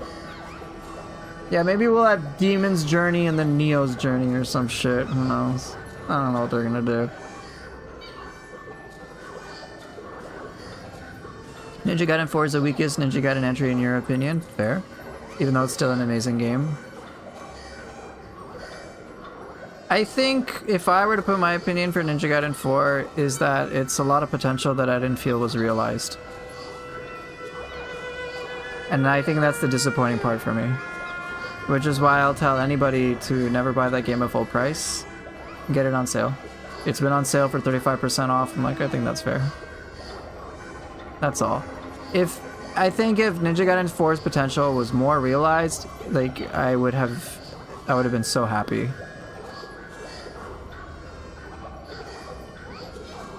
Mostly commenting from the Master Ninja perspective. The gameplay is a lot more one-dimensional in Ninja Gaiden 4. How so? I'm curious. And some of the moment-to-moment bugs in Ninja Gaiden 4 combat is too frustrating compared to the other 3. I agree on that second part. You know, some things like I hated the whole lock-on was such a pain in the ass. And it didn't work in the intuitive way I wanted it to. So it'd be like, I have a bunch of enemies, I want to OT them, But then because I'm locked onto a target, my character won't be like, oh, let me try to like OT the things nearby me. Even though that target's far away, let me just like try to do attacks. And I'm like, bro, just OT the guys around you, and then I'd die. By the time I'd either disable lock on or I couldn't like switch to the target right in front of me. It was so aggravating. And a lot of this stuff only becomes noticeable when it's like, when on Master Ninja, you have split seconds to make certain decisions. And for the combat loop is Bloodraven, D-Limb, on landing UT loop, Berserk to clear the hardest wave, rinse, repeat. This is fine, but they also score this playstyle the best. Oh, you have that issue with that. Yeah, yeah, I think that was a pretty common way to clear it. My evaluation is not based on that. Like, I did that, but I was like, bro, I'm not getting the most out of this game. It's like, okay, just like, I could equip Blood Oath Scroll and Conspiracy Ring and then just like Bloodraven spam every fucking thing, but like that got boring really fast. So I didn't do that. I generally went with more of the style that I play in Neo. And when I started tapping into the weapon skills from the base form, I was having a lot more fun and using a lot of varied Bloodraven things. I do think it's unfortunate that like if you UT spammed while in Berserk, your score went up like sky high. So if you were just doing a karma run, that was pretty much the thing. Right. Finding an optimal loop in Ninja Gaiden 4 is like pretty fucking easy. All things considered. So like I tried it. It was just, you know, you can do UT spam in Ninja Gaiden 4. You could like you can find a way to cheese through it if you want. Just like non-stop UTs. And it's like kind of casual, all things considered. Compared to what I would try to do, which was, hey, I'm only going to reserve UTs for select scenarios, and I'm only going to reserve Berserk. Reserve using the Berserk. Reserve Berserk. That's kind of a tongue twister. But I'll only use Berserk gauge for very select things. Not as a way to get me out of challenge, but as a way to just make shit look cool. So that's what I ended up doing. And 2, you have to balance money and efficiency. If you on-landing UT, your money drains faster, but playing without on-landing UT loops lets you get more money, so it's a tightrope on balancing. Especially since money can be a little tight in the Master Ninja cycle. I never played vanilla Ninja Gaiden 2, I'm only familiar with Sigma 2 and 2 Black. But like, I don't remember having too much issues with Essence. I think maybe I couldn't get like one level 2 or one level 3 and that was it.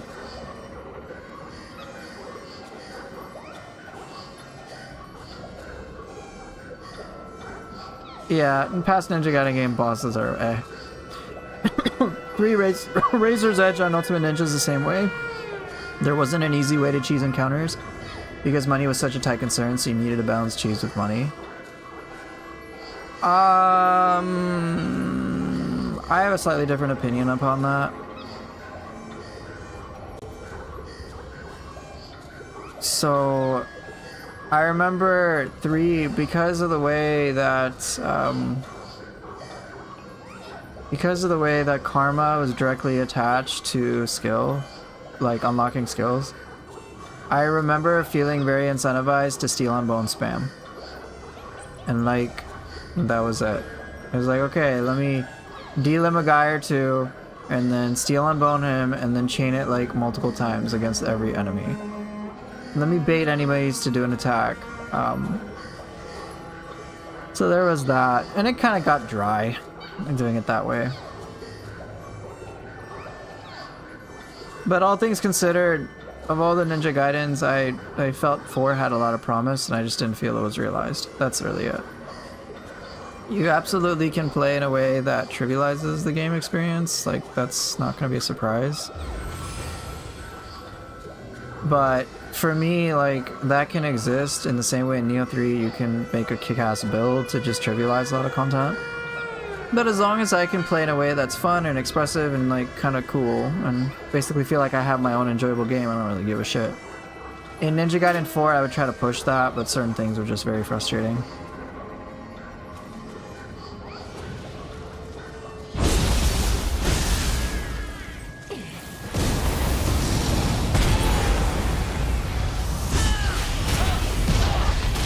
Oh, that's quite a fast grab.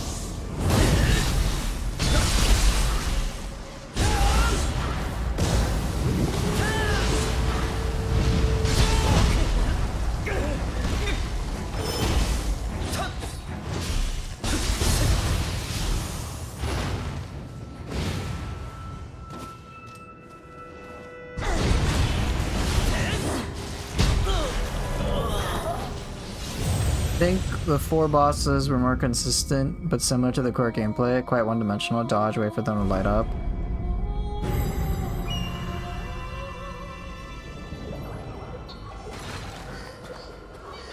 So just to be clear, when I'm evaluating a game, I'm never evaluating it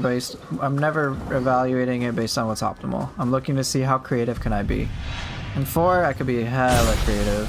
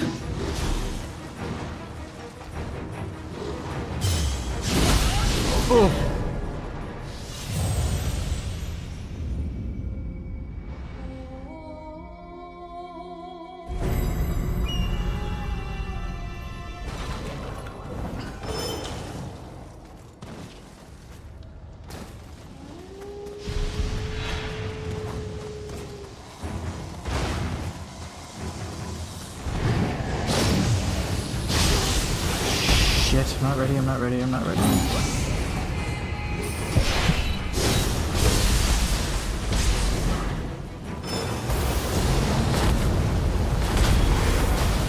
Okay, hold on, I'll catch up.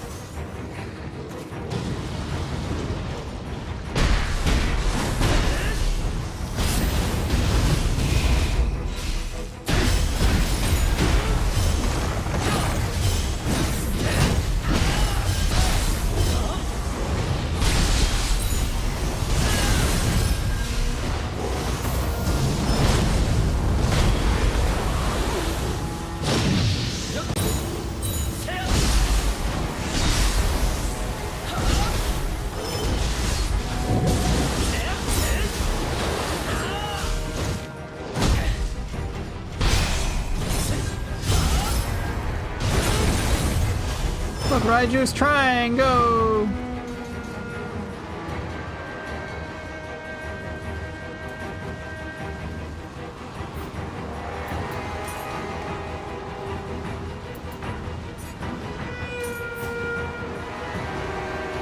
Raiju, you can do it!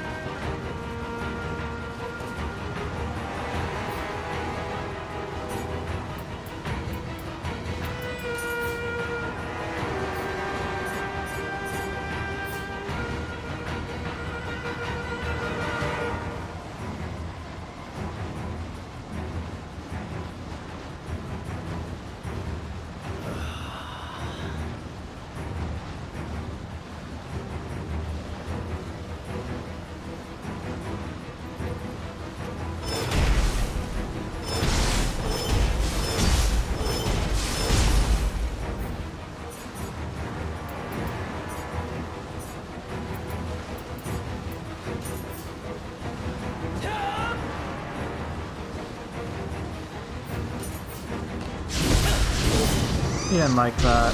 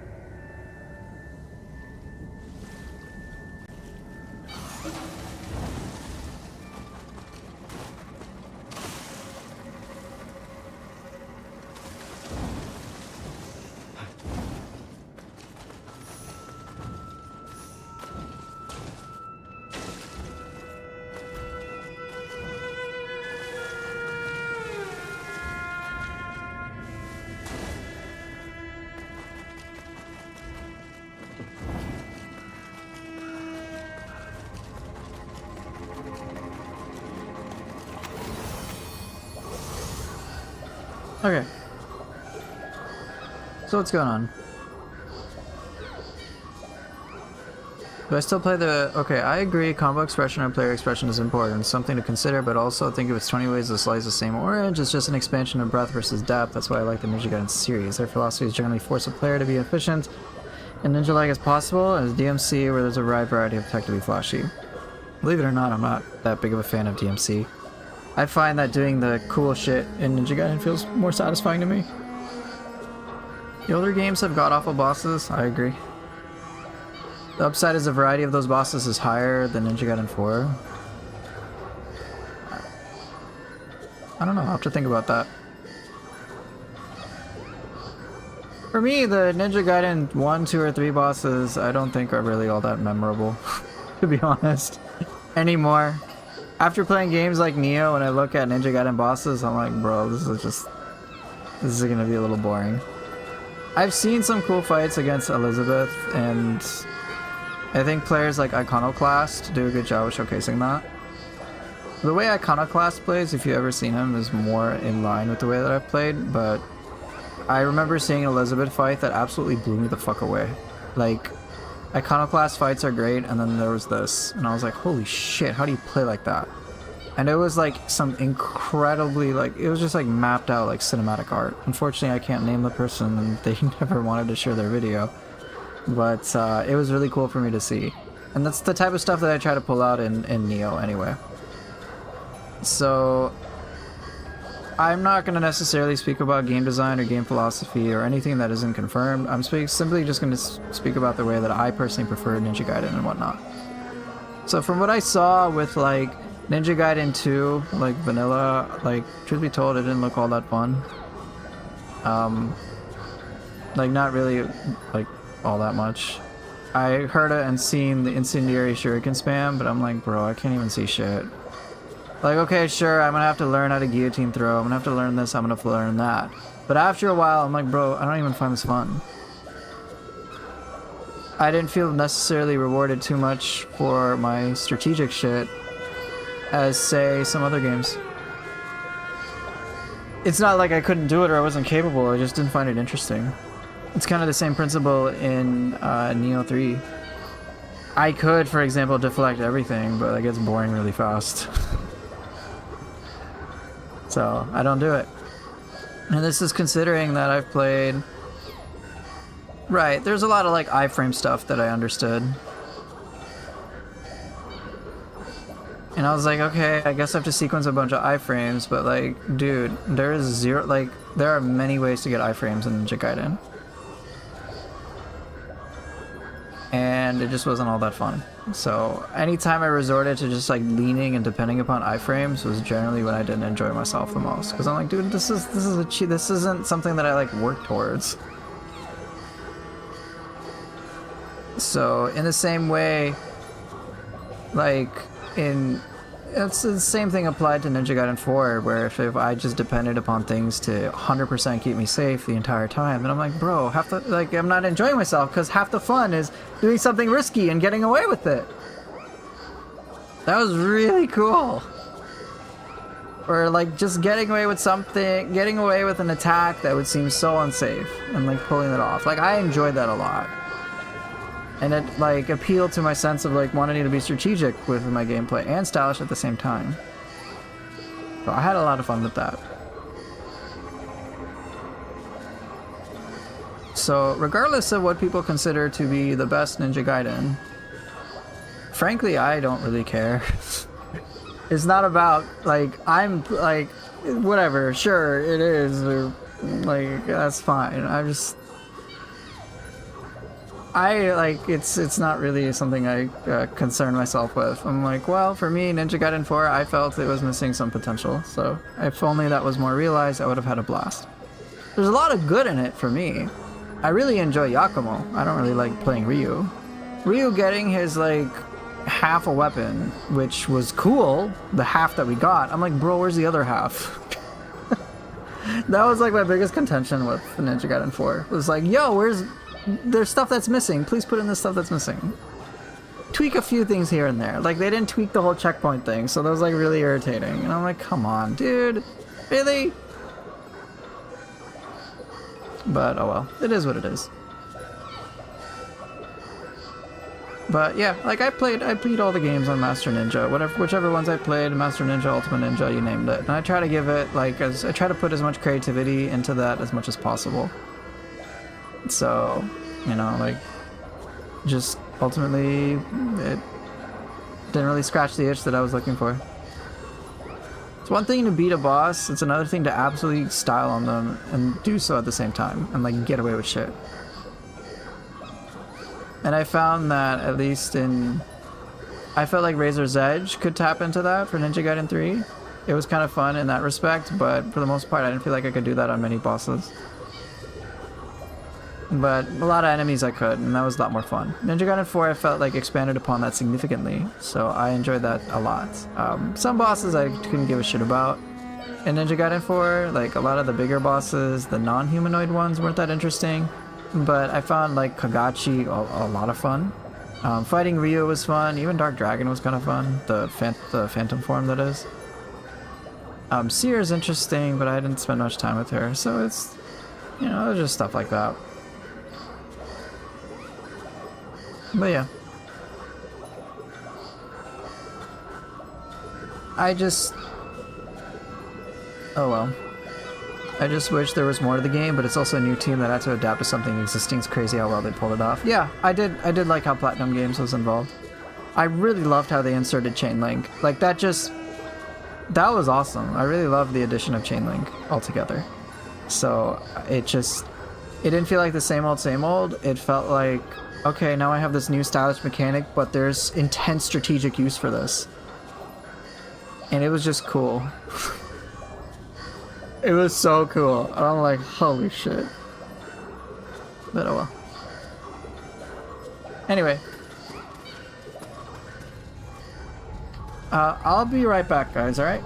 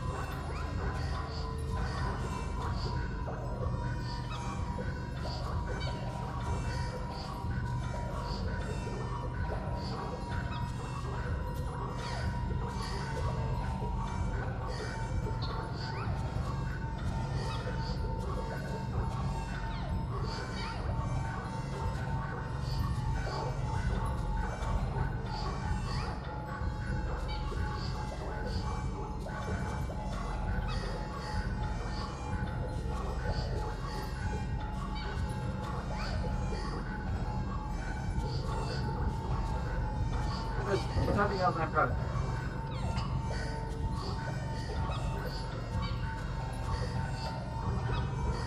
Okay. I'm coming back. Alright. Why did he leave? Where was he gone? Oh, Cass just came back from a meeting.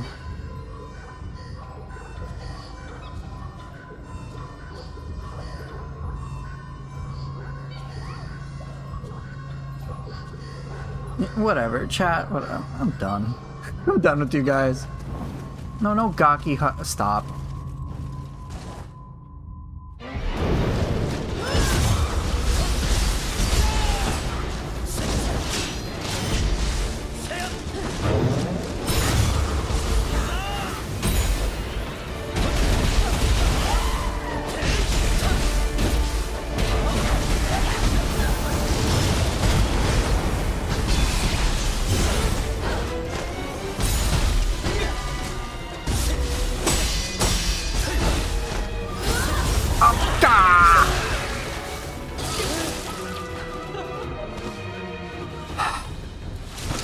Just kill me.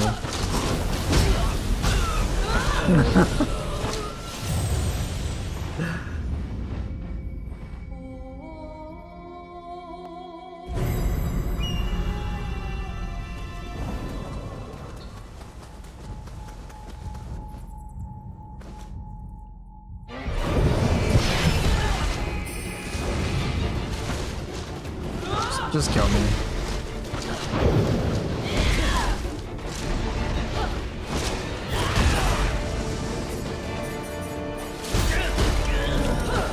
Incendiary spam, a problem to solve, is one of the most unique problems.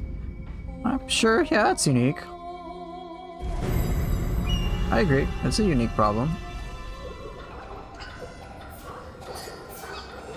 I just don't find it fun in the slightest.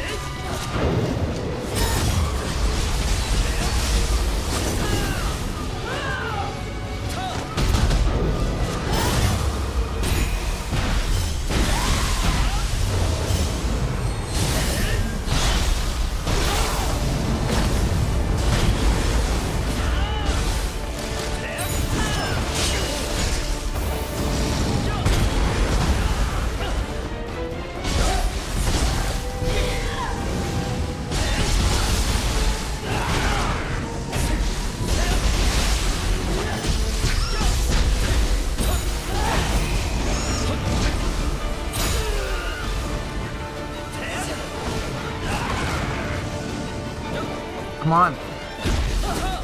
I can get a cleaner fight, I know it. I'm gonna die.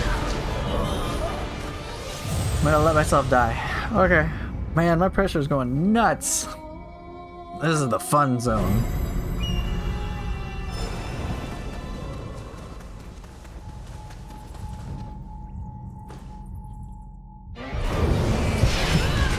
Nope, kill me. Too soon.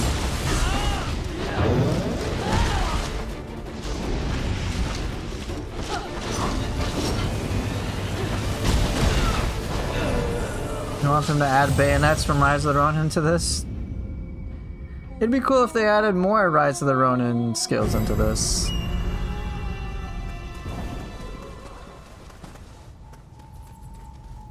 I think you genuinely get into a flow state when you got like 1 to 2 HP left. Incendiary spams are coming left and right. Rocket launchers being prepped and you got guys on the ground trying to grab you. Not saying it's not annoying, but that shit will never be replicated in any future Ninja Gaiden games. And conquering those encounters gives the same feeling as beating a hard FromSoft boss, and I'm sure it does for you. It just doesn't for other people like myself.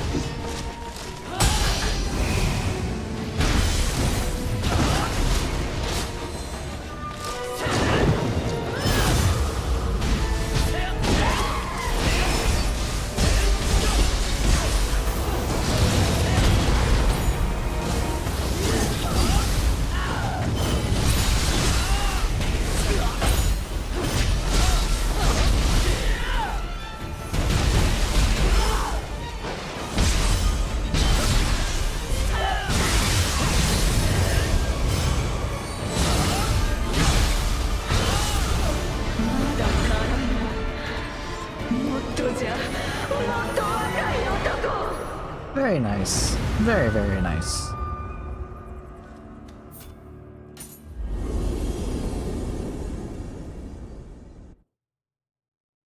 Feeling pretty good about myself there. You missed the grappling hook too. I don't know how you would even map that to the control in this game, but if they added it, imagine all the cool shit you can do. So Arto, Art of Lek, I'm guessing is your name. I'm gonna call you Art. Did you know there's this thing called the Kusarigama where you can grapple to enemies and pull yourself?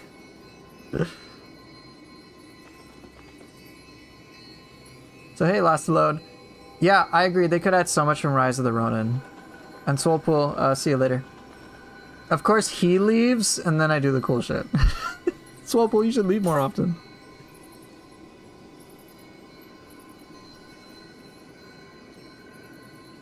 I always thought it was a little odd they didn't add at least a few more weapon skins from it. Yeah.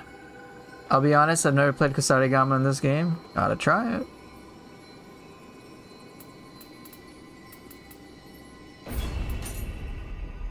Alright, well, I guess considering the time, I'll just stick with these weapons. I'll switch next time.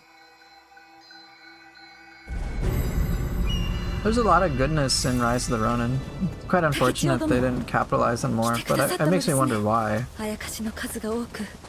手を焼いていたところでした。どうかお力添えいただけないでしょうか。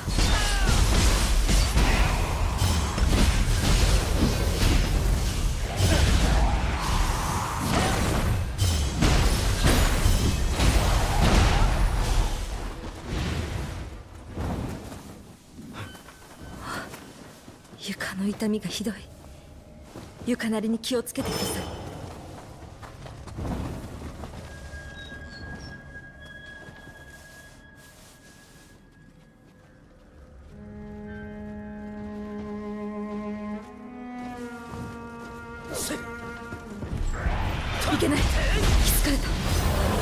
Oh shit.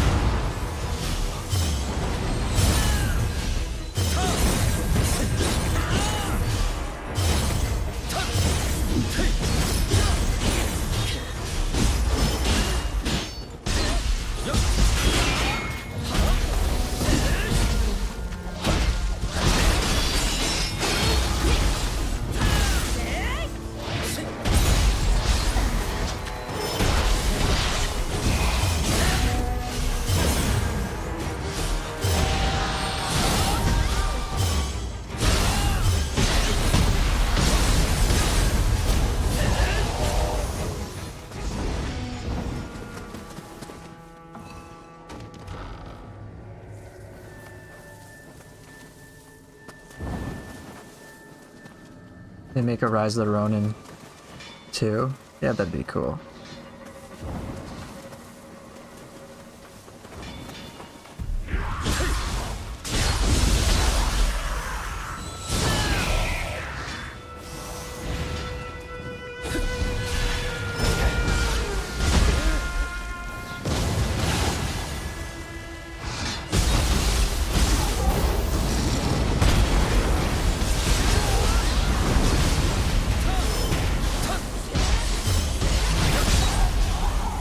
Oh, I just obliterated her. No Gaki of the Ronin.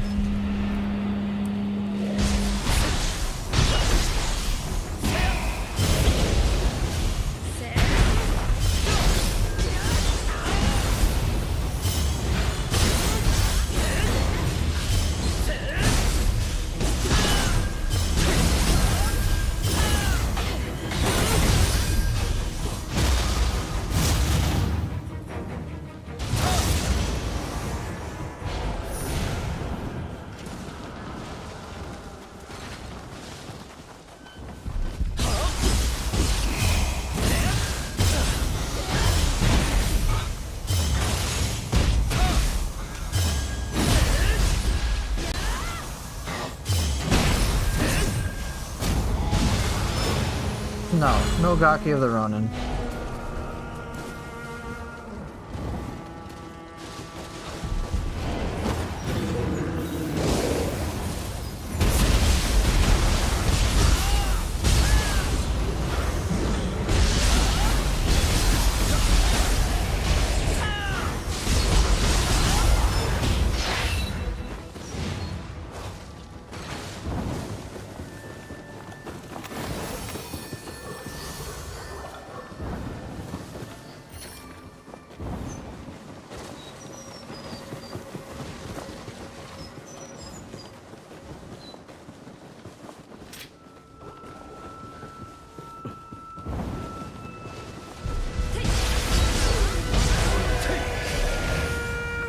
It runs worse on PC.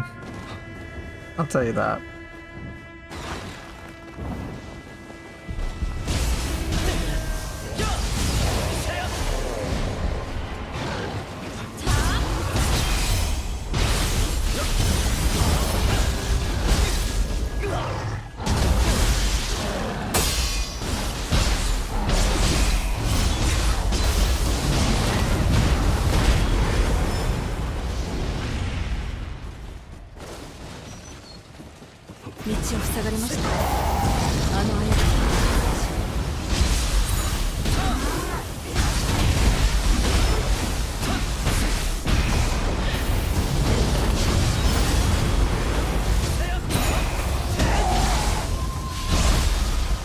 Absolutely obliterated. やはり私の目に狂いはなかったようですね。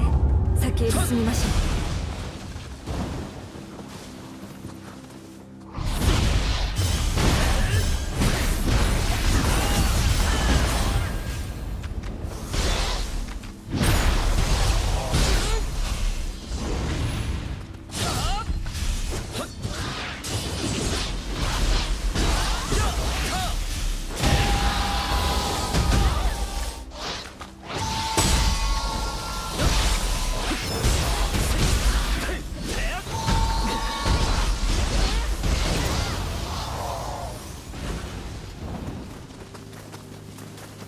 この犬屋は古くよりいい家の治める地でしたが、しかし相次いで当主を失い城も武田に奪われました。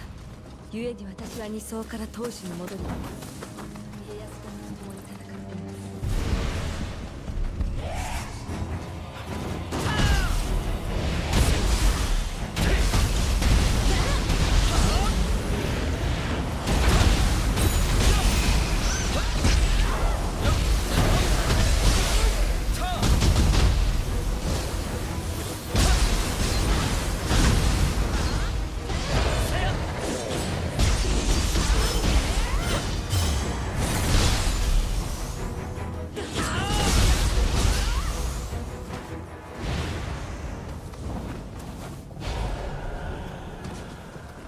Yeah, on a pro apparently it was good, but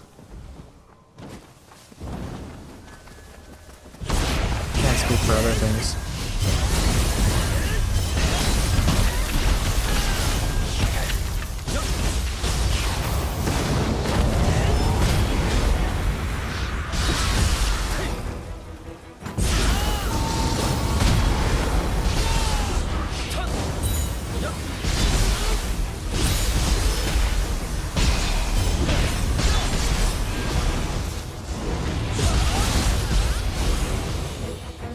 Orb, I don't think they're reading these chats anymore, I'm sorry.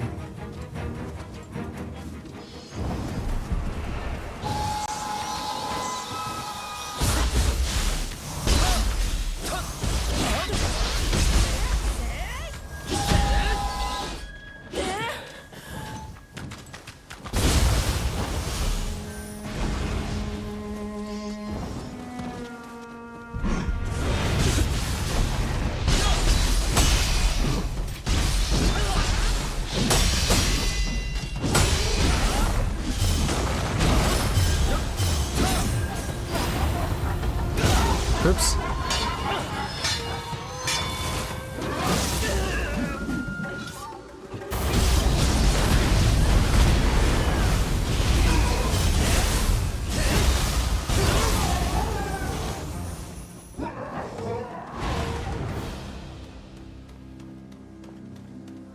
ここは我が井伊家ゆかりの寺。寺にはびこるあやかしを払い、安らかに始祖が眠れる土地に戻したいのです。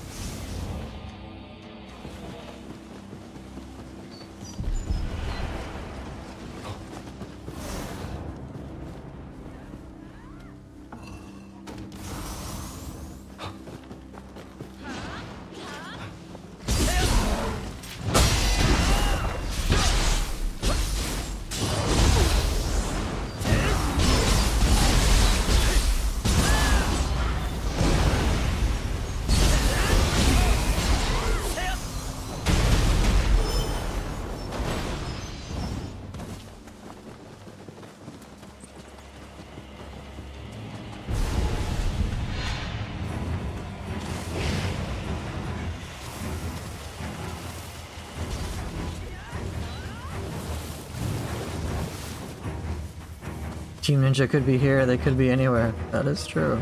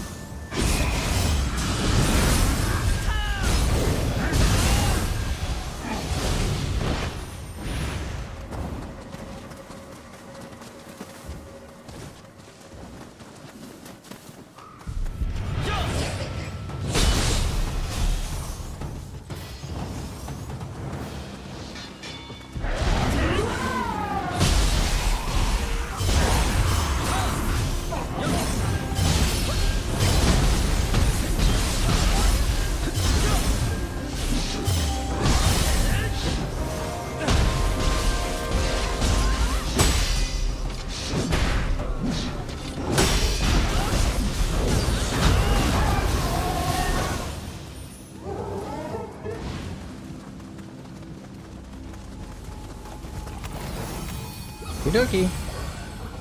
Team Ninja for Team これま Norikabe. でにない強い新玉の気配を感じます。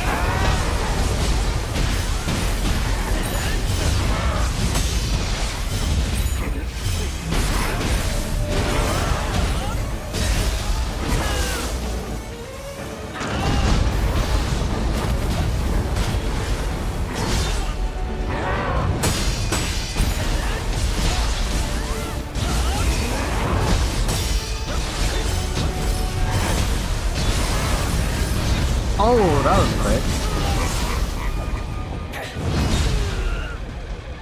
Nah, you can just kill me.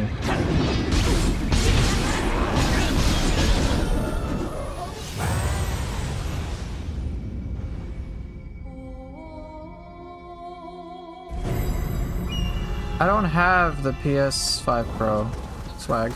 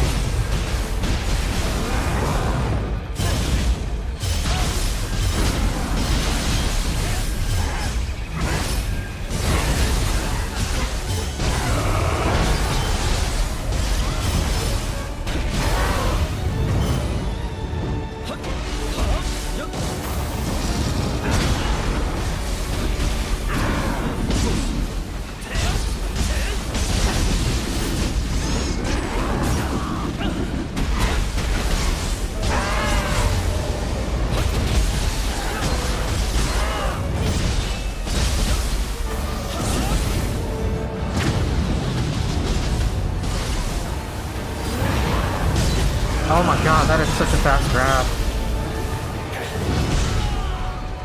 Wow, I gotta be very careful. Go ahead and kill me, dude.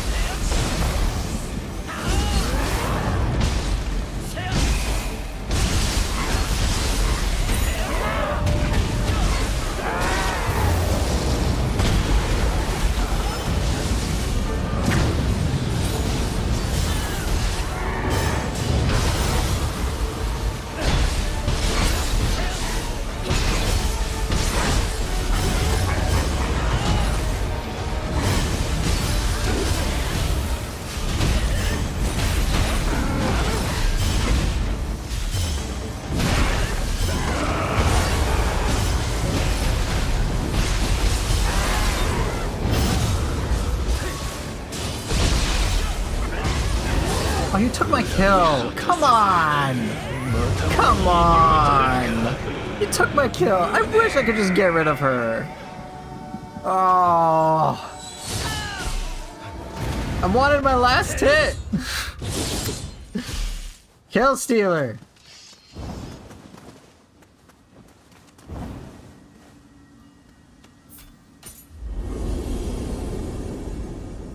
Probably could have ported 5 more Neo 2-1 bosses. Which bosses? That's the thing. I like that. It's just what bosses. They brought Mezuki. Like, I imagine they, like, have some sort of criteria. I just don't know what that criteria is. We'll just have to see what the DLCs come out with.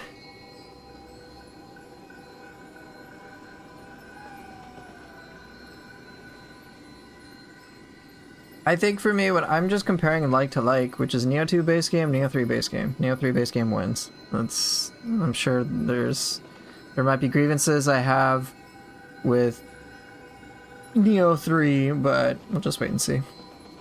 Nue is not in here. That was introduced in Neo 2 DLC. Umin Yudo, Tsuchigumo, they even have big spider areas. Now that I think of it, aren't the reused bosses mostly from early stages of the previous games? Yeah. Ilano Takemaru back? Yeah, and they brought Mezuki, and yeah, they brought a lot of the earlier bosses.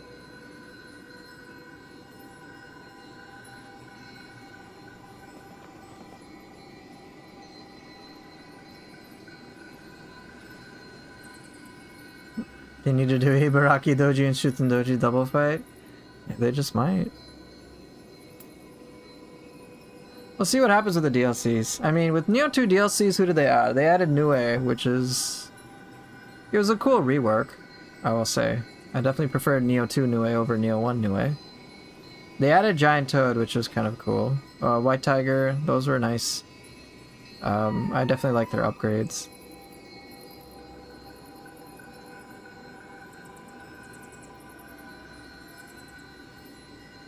So, who knows? I don't know what to expect. I don't know what they're gonna do.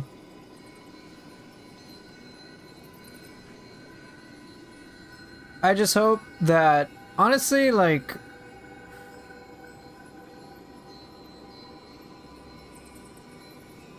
Ogres could maybe make a return. Bring back 100 Eyes for no reason. Truth be told, I would honestly prefer, if rather than them work on that, to just go for Neo 3 stuff. Because I think the bosses I enjoy the most are from Neo 3. Straight up. I don't like I'm like, yeah, Neo 2 bosses are cool, but what about Neo 3 things? And if it's like, maybe they'll bring back Ancient Neo Tengu. Like, I anticipate a Hayabusa boss. But I imagine some bosses and some enemies, they have to kind of keep unique to each game. So like in Neo 1, you had Nobunaga and Obsidian Samurai. Those were main bosses in Neo 1, and then they're kind of like optional bosses in Neo 2.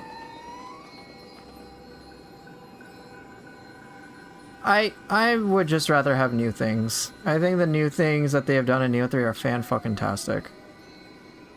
Like, without a doubt. Yoshitsune is a joke in this game compared to... Well, yeah, because we have so much more we can do. Yoshitsune was fun in Neo 2. But now it's like, he's an optional side boss. But we will see how things play out in further New Game Plus cycles. Who knows? Will Yoshitsune basically just be a carbon copy of how he was in Neo 2? I don't know. Maybe. Alright, let's see if I can manage this now. Actually, do I want to do this one? I'll try it. See if I get frustrated and then I'll just stop.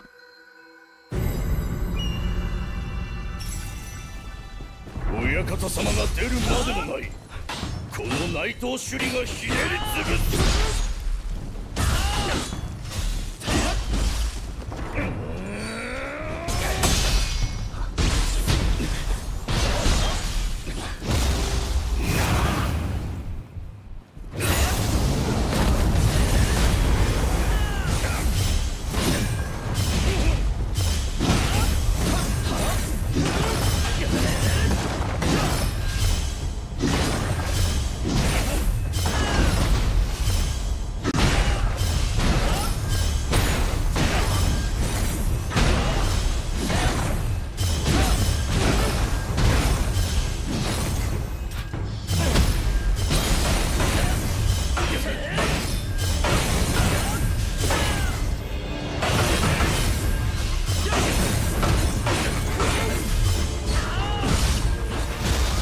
Wow, so fun.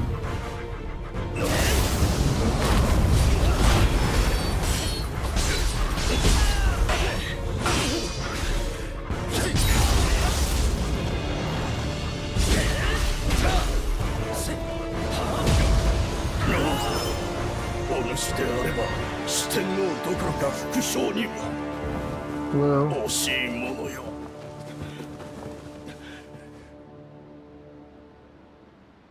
この逃げダンジョン、何度も破れると思うな。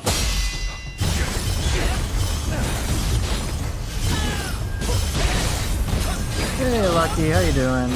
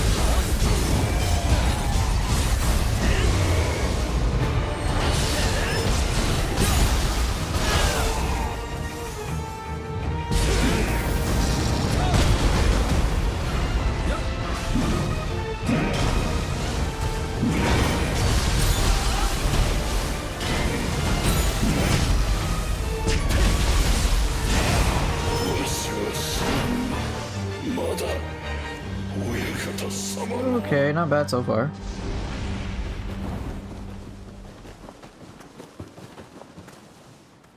赤備えの山形俺の口に変えてくれるわ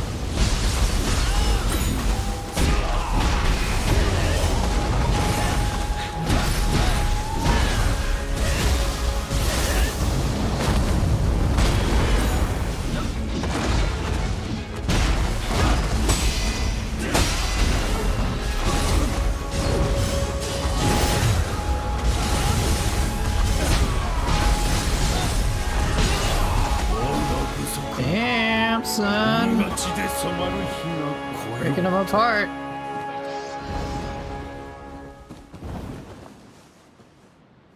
諏訪大明神のご召喚あれ風林火山が不滅の軍再び昼前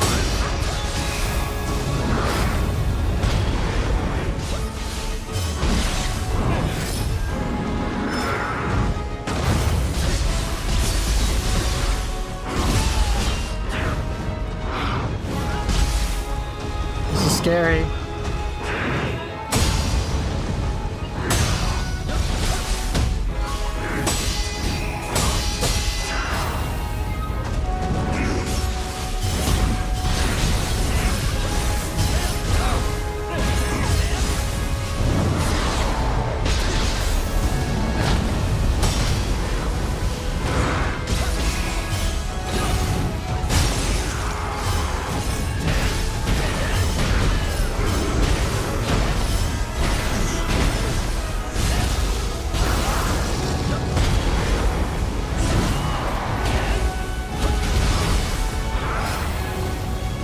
Oh shit, don't die now! No, no, no, no, no, no, no, no, no, no, no! Oh, it's just my fault.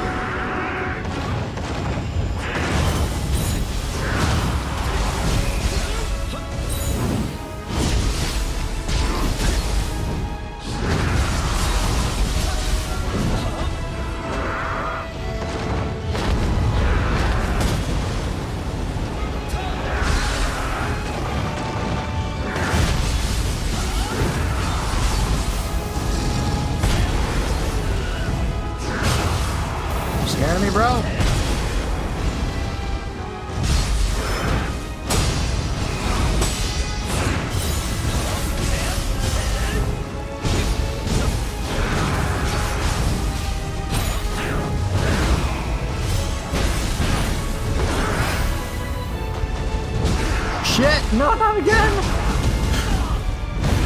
Ah, the panic is real.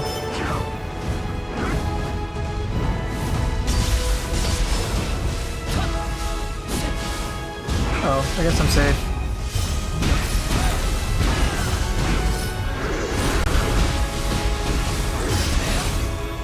I guess that's a win. Sweet! Woo! I got grabbed twice, but otherwise that was a good run. Hey, give me your loot. I want your loot. I can't. Spooky, spooky, spooky.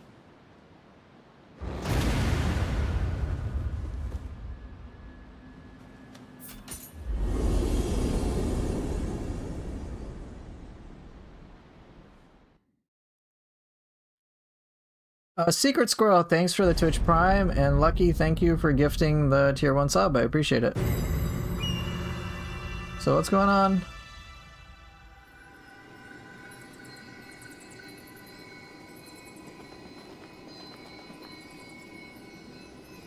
You're having the difficulty conversation again? But here's the thing. Here's what I'm gonna say about the whole difficulty conversation. I've seen it, I've heard it a bajillion times, and I think some of it kind of just leaves out the whole fun aspect of it. The main question is with your video games, in my mind, would be, you having fun with it? If so, great. If not, okay, that's a problem. Let's figure out how to solve the problem. That's it. For me, I'm having more fun with Neo 3 than Neo 2. That's it. I can talk about the details about it. I can say, yeah, this is a more challenging experience for me in a more meaningful way. Great. But that's it. By the way, Poofer Llama, which ninja weapons have you had the most fun with so far? Kusa is awesome, but I haven't settled into a main for the second slot yet. I think I've enjoyed hatchets a lot. Those are pretty cool.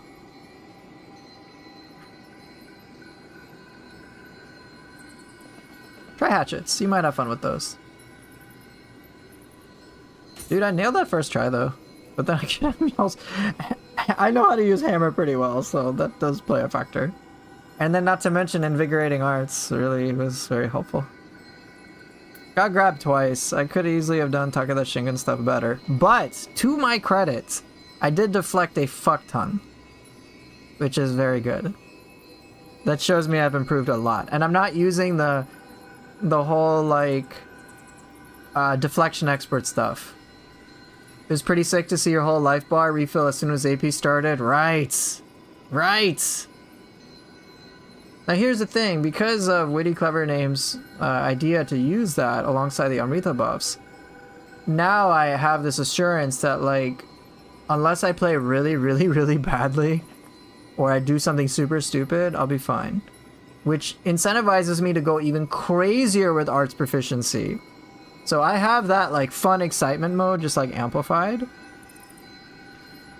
And then on top of that, because I'm in more in the fun zone and I'm being more creative, which is giving me more bandwidth to be ironically more defensive too, to like deflect. I'd be like, oh yeah, I can't wait to kick ass, let's go. And like my arts proficiency chains last a long time. I'm like, it's like pretty awesome. So like it's like I stick in samurai style a lot. I find myself having to like force myself to go into ninja style. Exactly, incentivizes me to do even more stupid shit. And then amongst all the 1,000 stupid shitty things I do, one of them works. And it works well. So I'm like, hell yeah, let's go.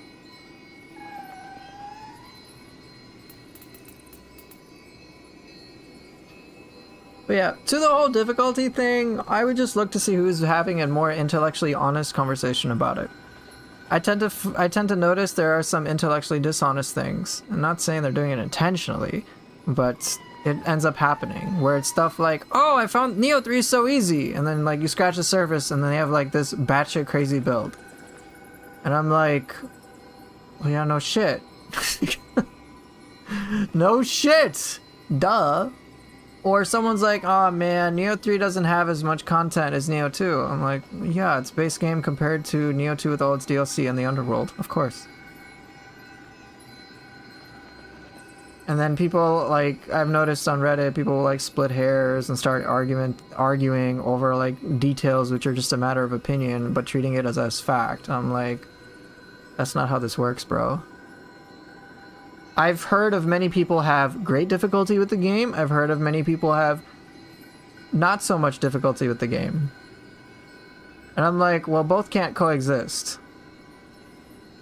It's either it's hard or it's easy, right? Like, if it's just like, it's disingenuous in the first place. It's like, well, if you're gonna say the game's easy, but someone else finding it hard, then it's like, well, you're finding it easy. It's not a matter of it objectively being easy or objectively being hard. It's like, it's your personal experience. And there are just so many variables that go into it. There's also like, oh, hey, I've played Neo 1 and Neo 2 a lot for thousands of hours, and I found Neo 3 to be easy. Man, I'm so disappointed. And I'm like, bro, maybe you just have experience.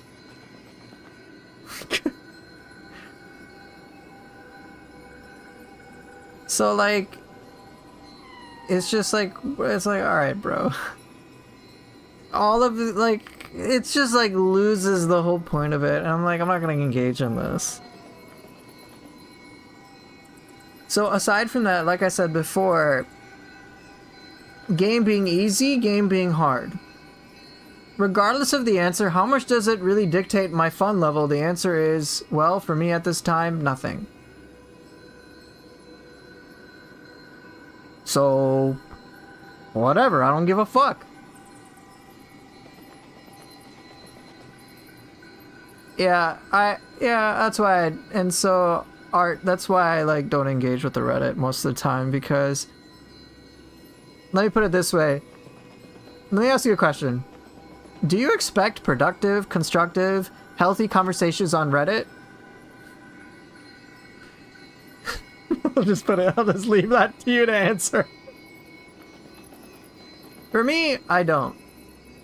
I usually go on Reddit to help people. I used to believe in people before. I still believe in people. It's just the audience that is on Reddit, and very actively on Reddit, and incredibly opinionated on Reddit. I don't really believe in them.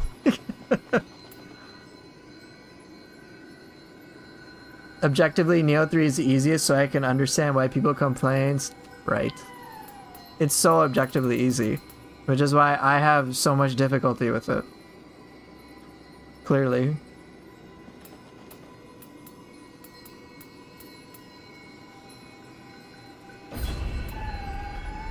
What do I got time for? I got any time for anything? Can I go beat Hanzo? Yeah.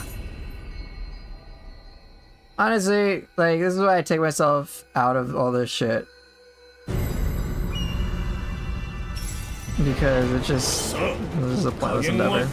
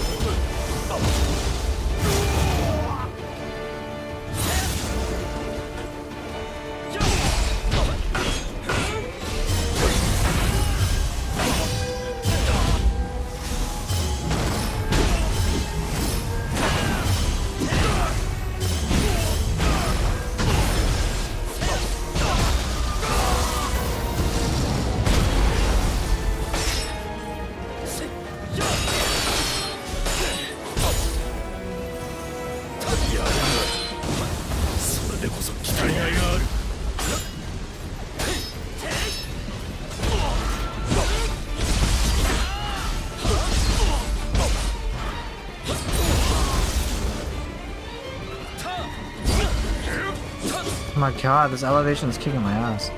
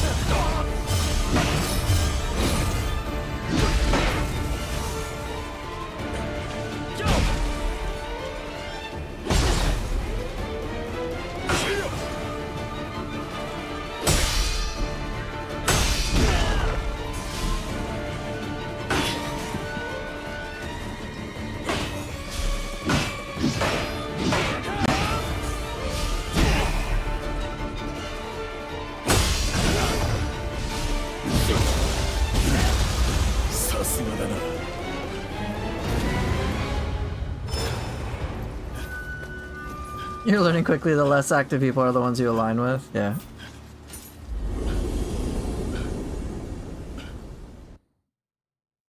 So lucky, I'm pretty much in the same boat where it's like, for me, the ceiling is so much higher, mechanically speaking.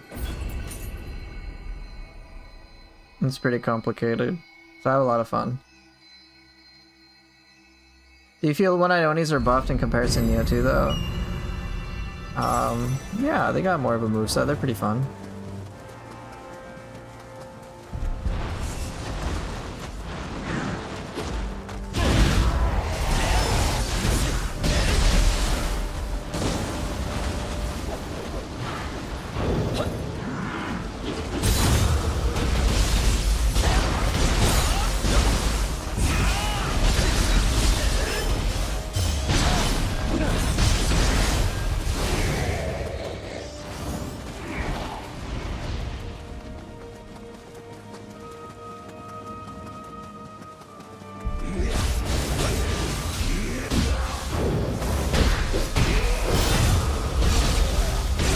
How do I keep my arts proficiency going after I grapple? Usually I might have like a split second to do it.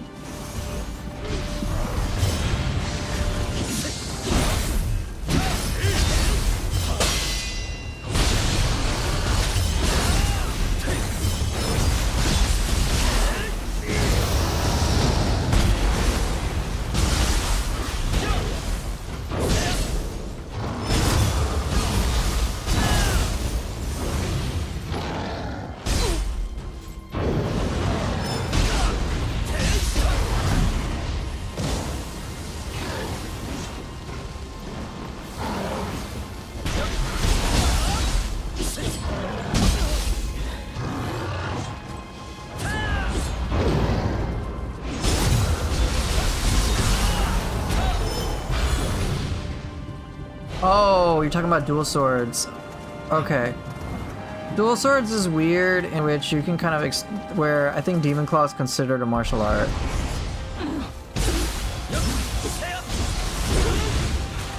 It doesn't work with like Odachi or anything like that.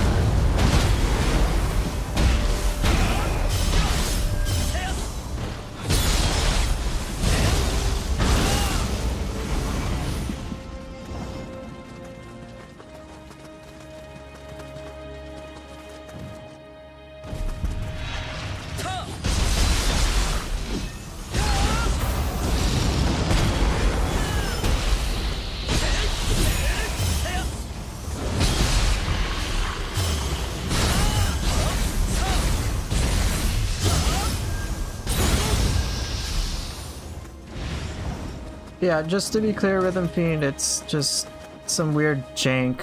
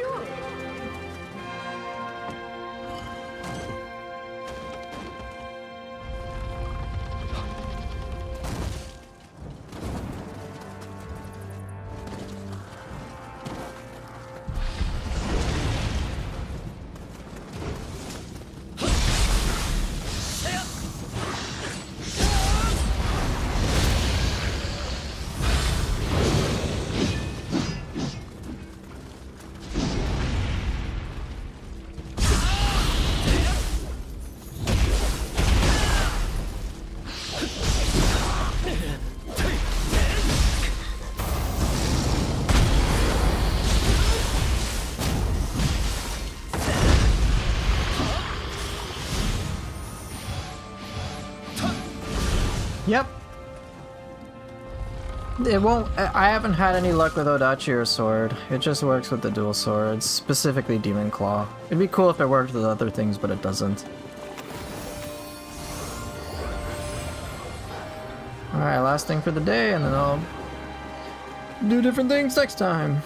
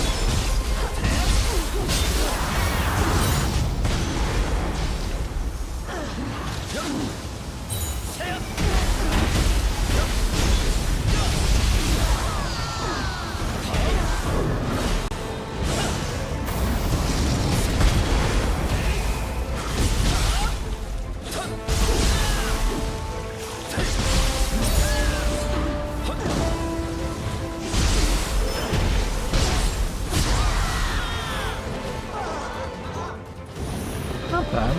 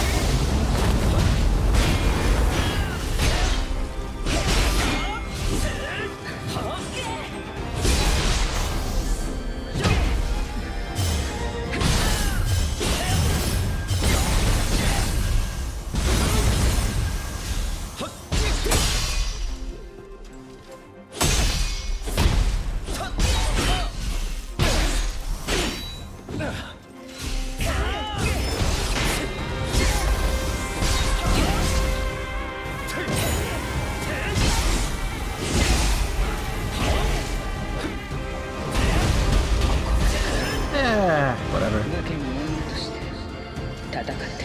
Not satisfying, I'll tell you that. もはや未練もなし。この城と民は家康殿に託しましょう。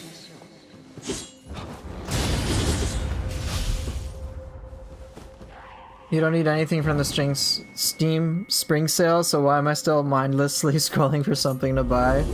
Right? Find something else that'll be fun. I don't actually buy that many video games anymore, so it's usually very rare, but like, I'm not gonna just go out of my way to spend money. Ugh. Alright, that's a good place to stop.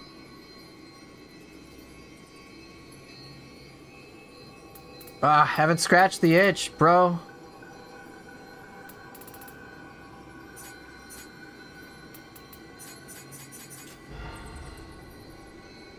What's my inventory at?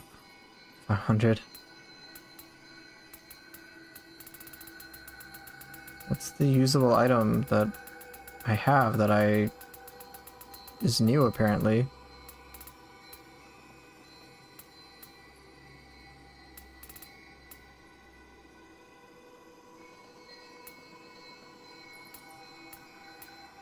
What are all these graces again? Do I want any of these? Stackable auto recovery?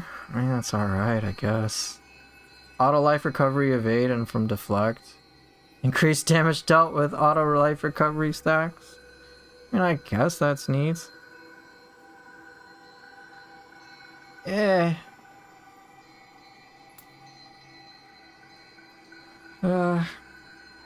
Take less damage? It's not too shabby. Arts proficiency power, ninjutsu power. Attack bonus. Arts proficiency power. Okay. Defense bonus, ninjutsu power. Bow damage. Luck. all-purpose, I guess. Benzai tens. Cool.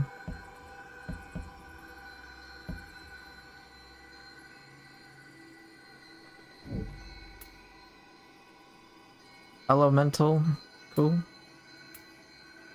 Summoning seals. Nice.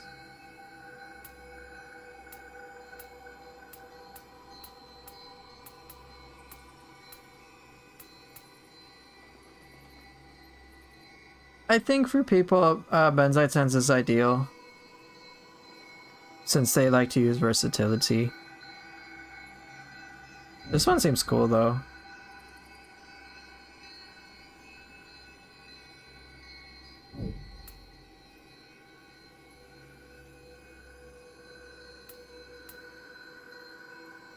All sorts of luck. Yeah, luck will be fun. Item drop rate. Jeez, 20%. What the hell? That's a lot of extra luck.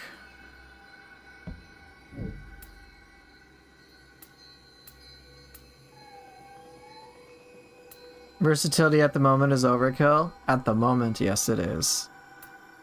I don't need it, so I don't use it. I mean, seriously, I got my even on all stats. I have now +7 weapons. +7 gear, basically. Advent of the Divine, which one is this? Life Drain, Guardian Spirit skill hit. Oh, that's kind of cool. I mean, it's 20, that ain't bad.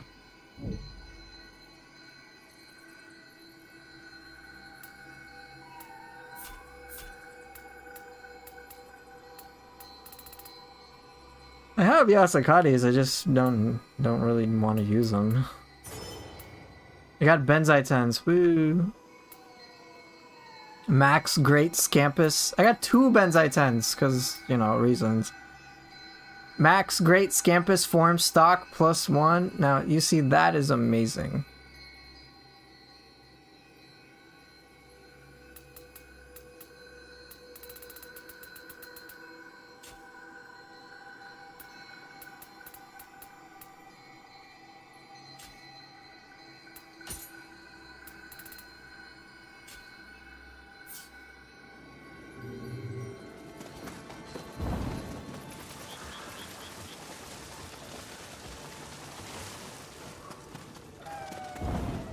Missing out a lot of extra life at least.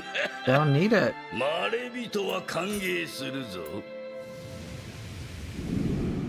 That's the thing, I don't need it.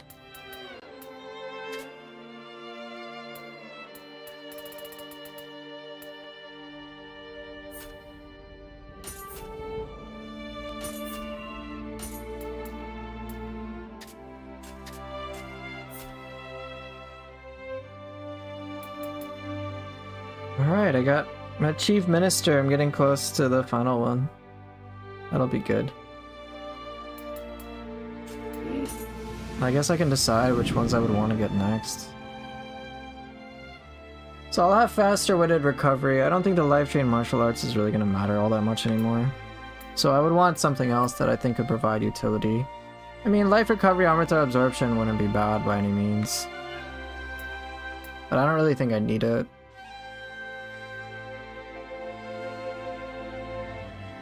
Do more damage? That might depend.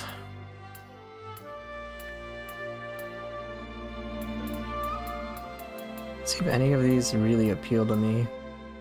Take less damage while attacking? I mean, that's pretty good for me.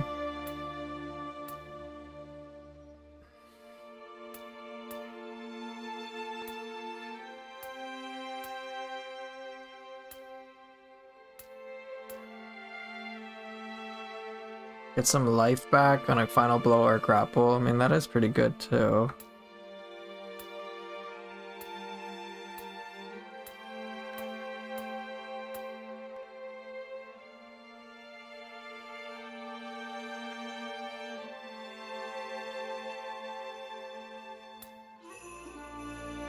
I have the do more damage on deflect, do more damage on evade.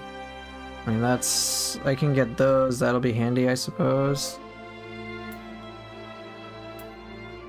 Yeah, like... I got that, and I can do that for the increased damage dealt on evade. Which is nice, but it's not like... It's alright. I could always scale other things.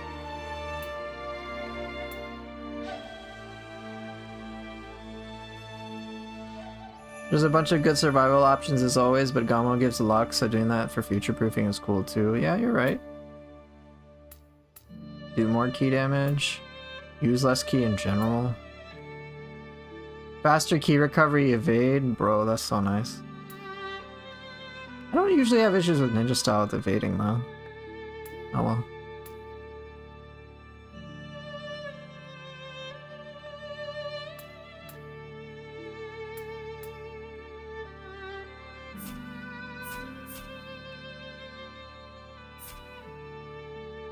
No, not the Ujisato clan. Nope.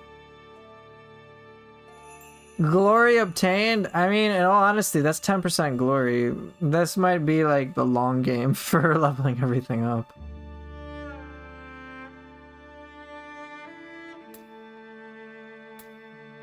Like, truth be told, I might just do this. Just get the 10% glory obtained. And obtain more.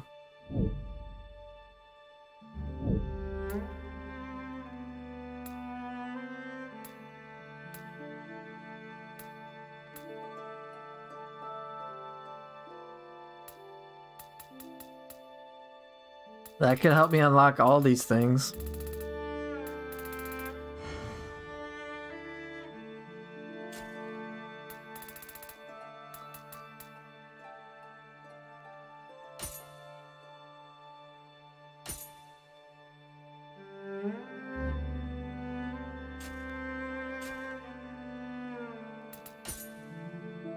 I don't know what to do with my 74,000 glory.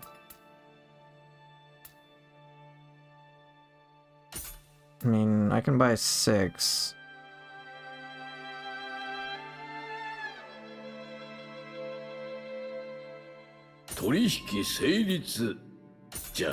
I can buy 17 of these. I don't know what I need them for, but I can buy 17 of these.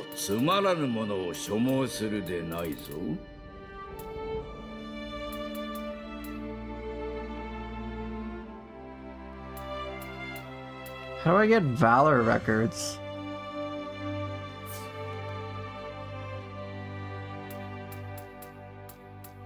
Looks like it's probably something I get later.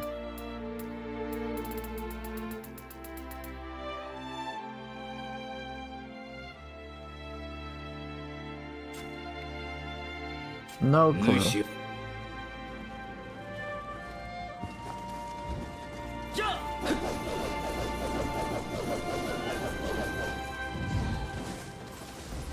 Valor records come from multiplayer when you kill tougher enemies and bosses. Oh.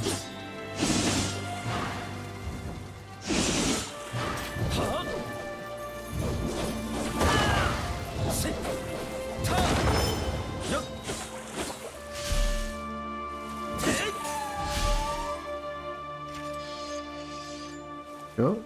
Alright, well, I think that's gonna be it for me today.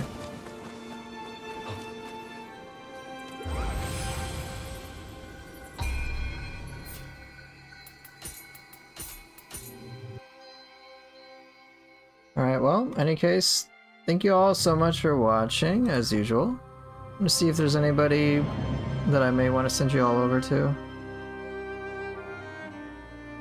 There is. I will send you over to, I think, one of the VTubers who I will most likely be co-oping with, actually, in the near future. She's invited me before.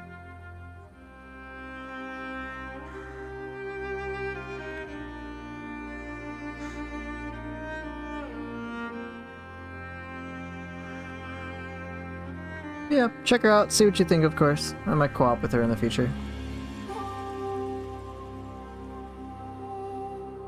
Yeah, maybe a poofer collab. Anyway, thank you all so much for watching. It was nice to have you guys here, and I will see everybody later. So take care, and bye.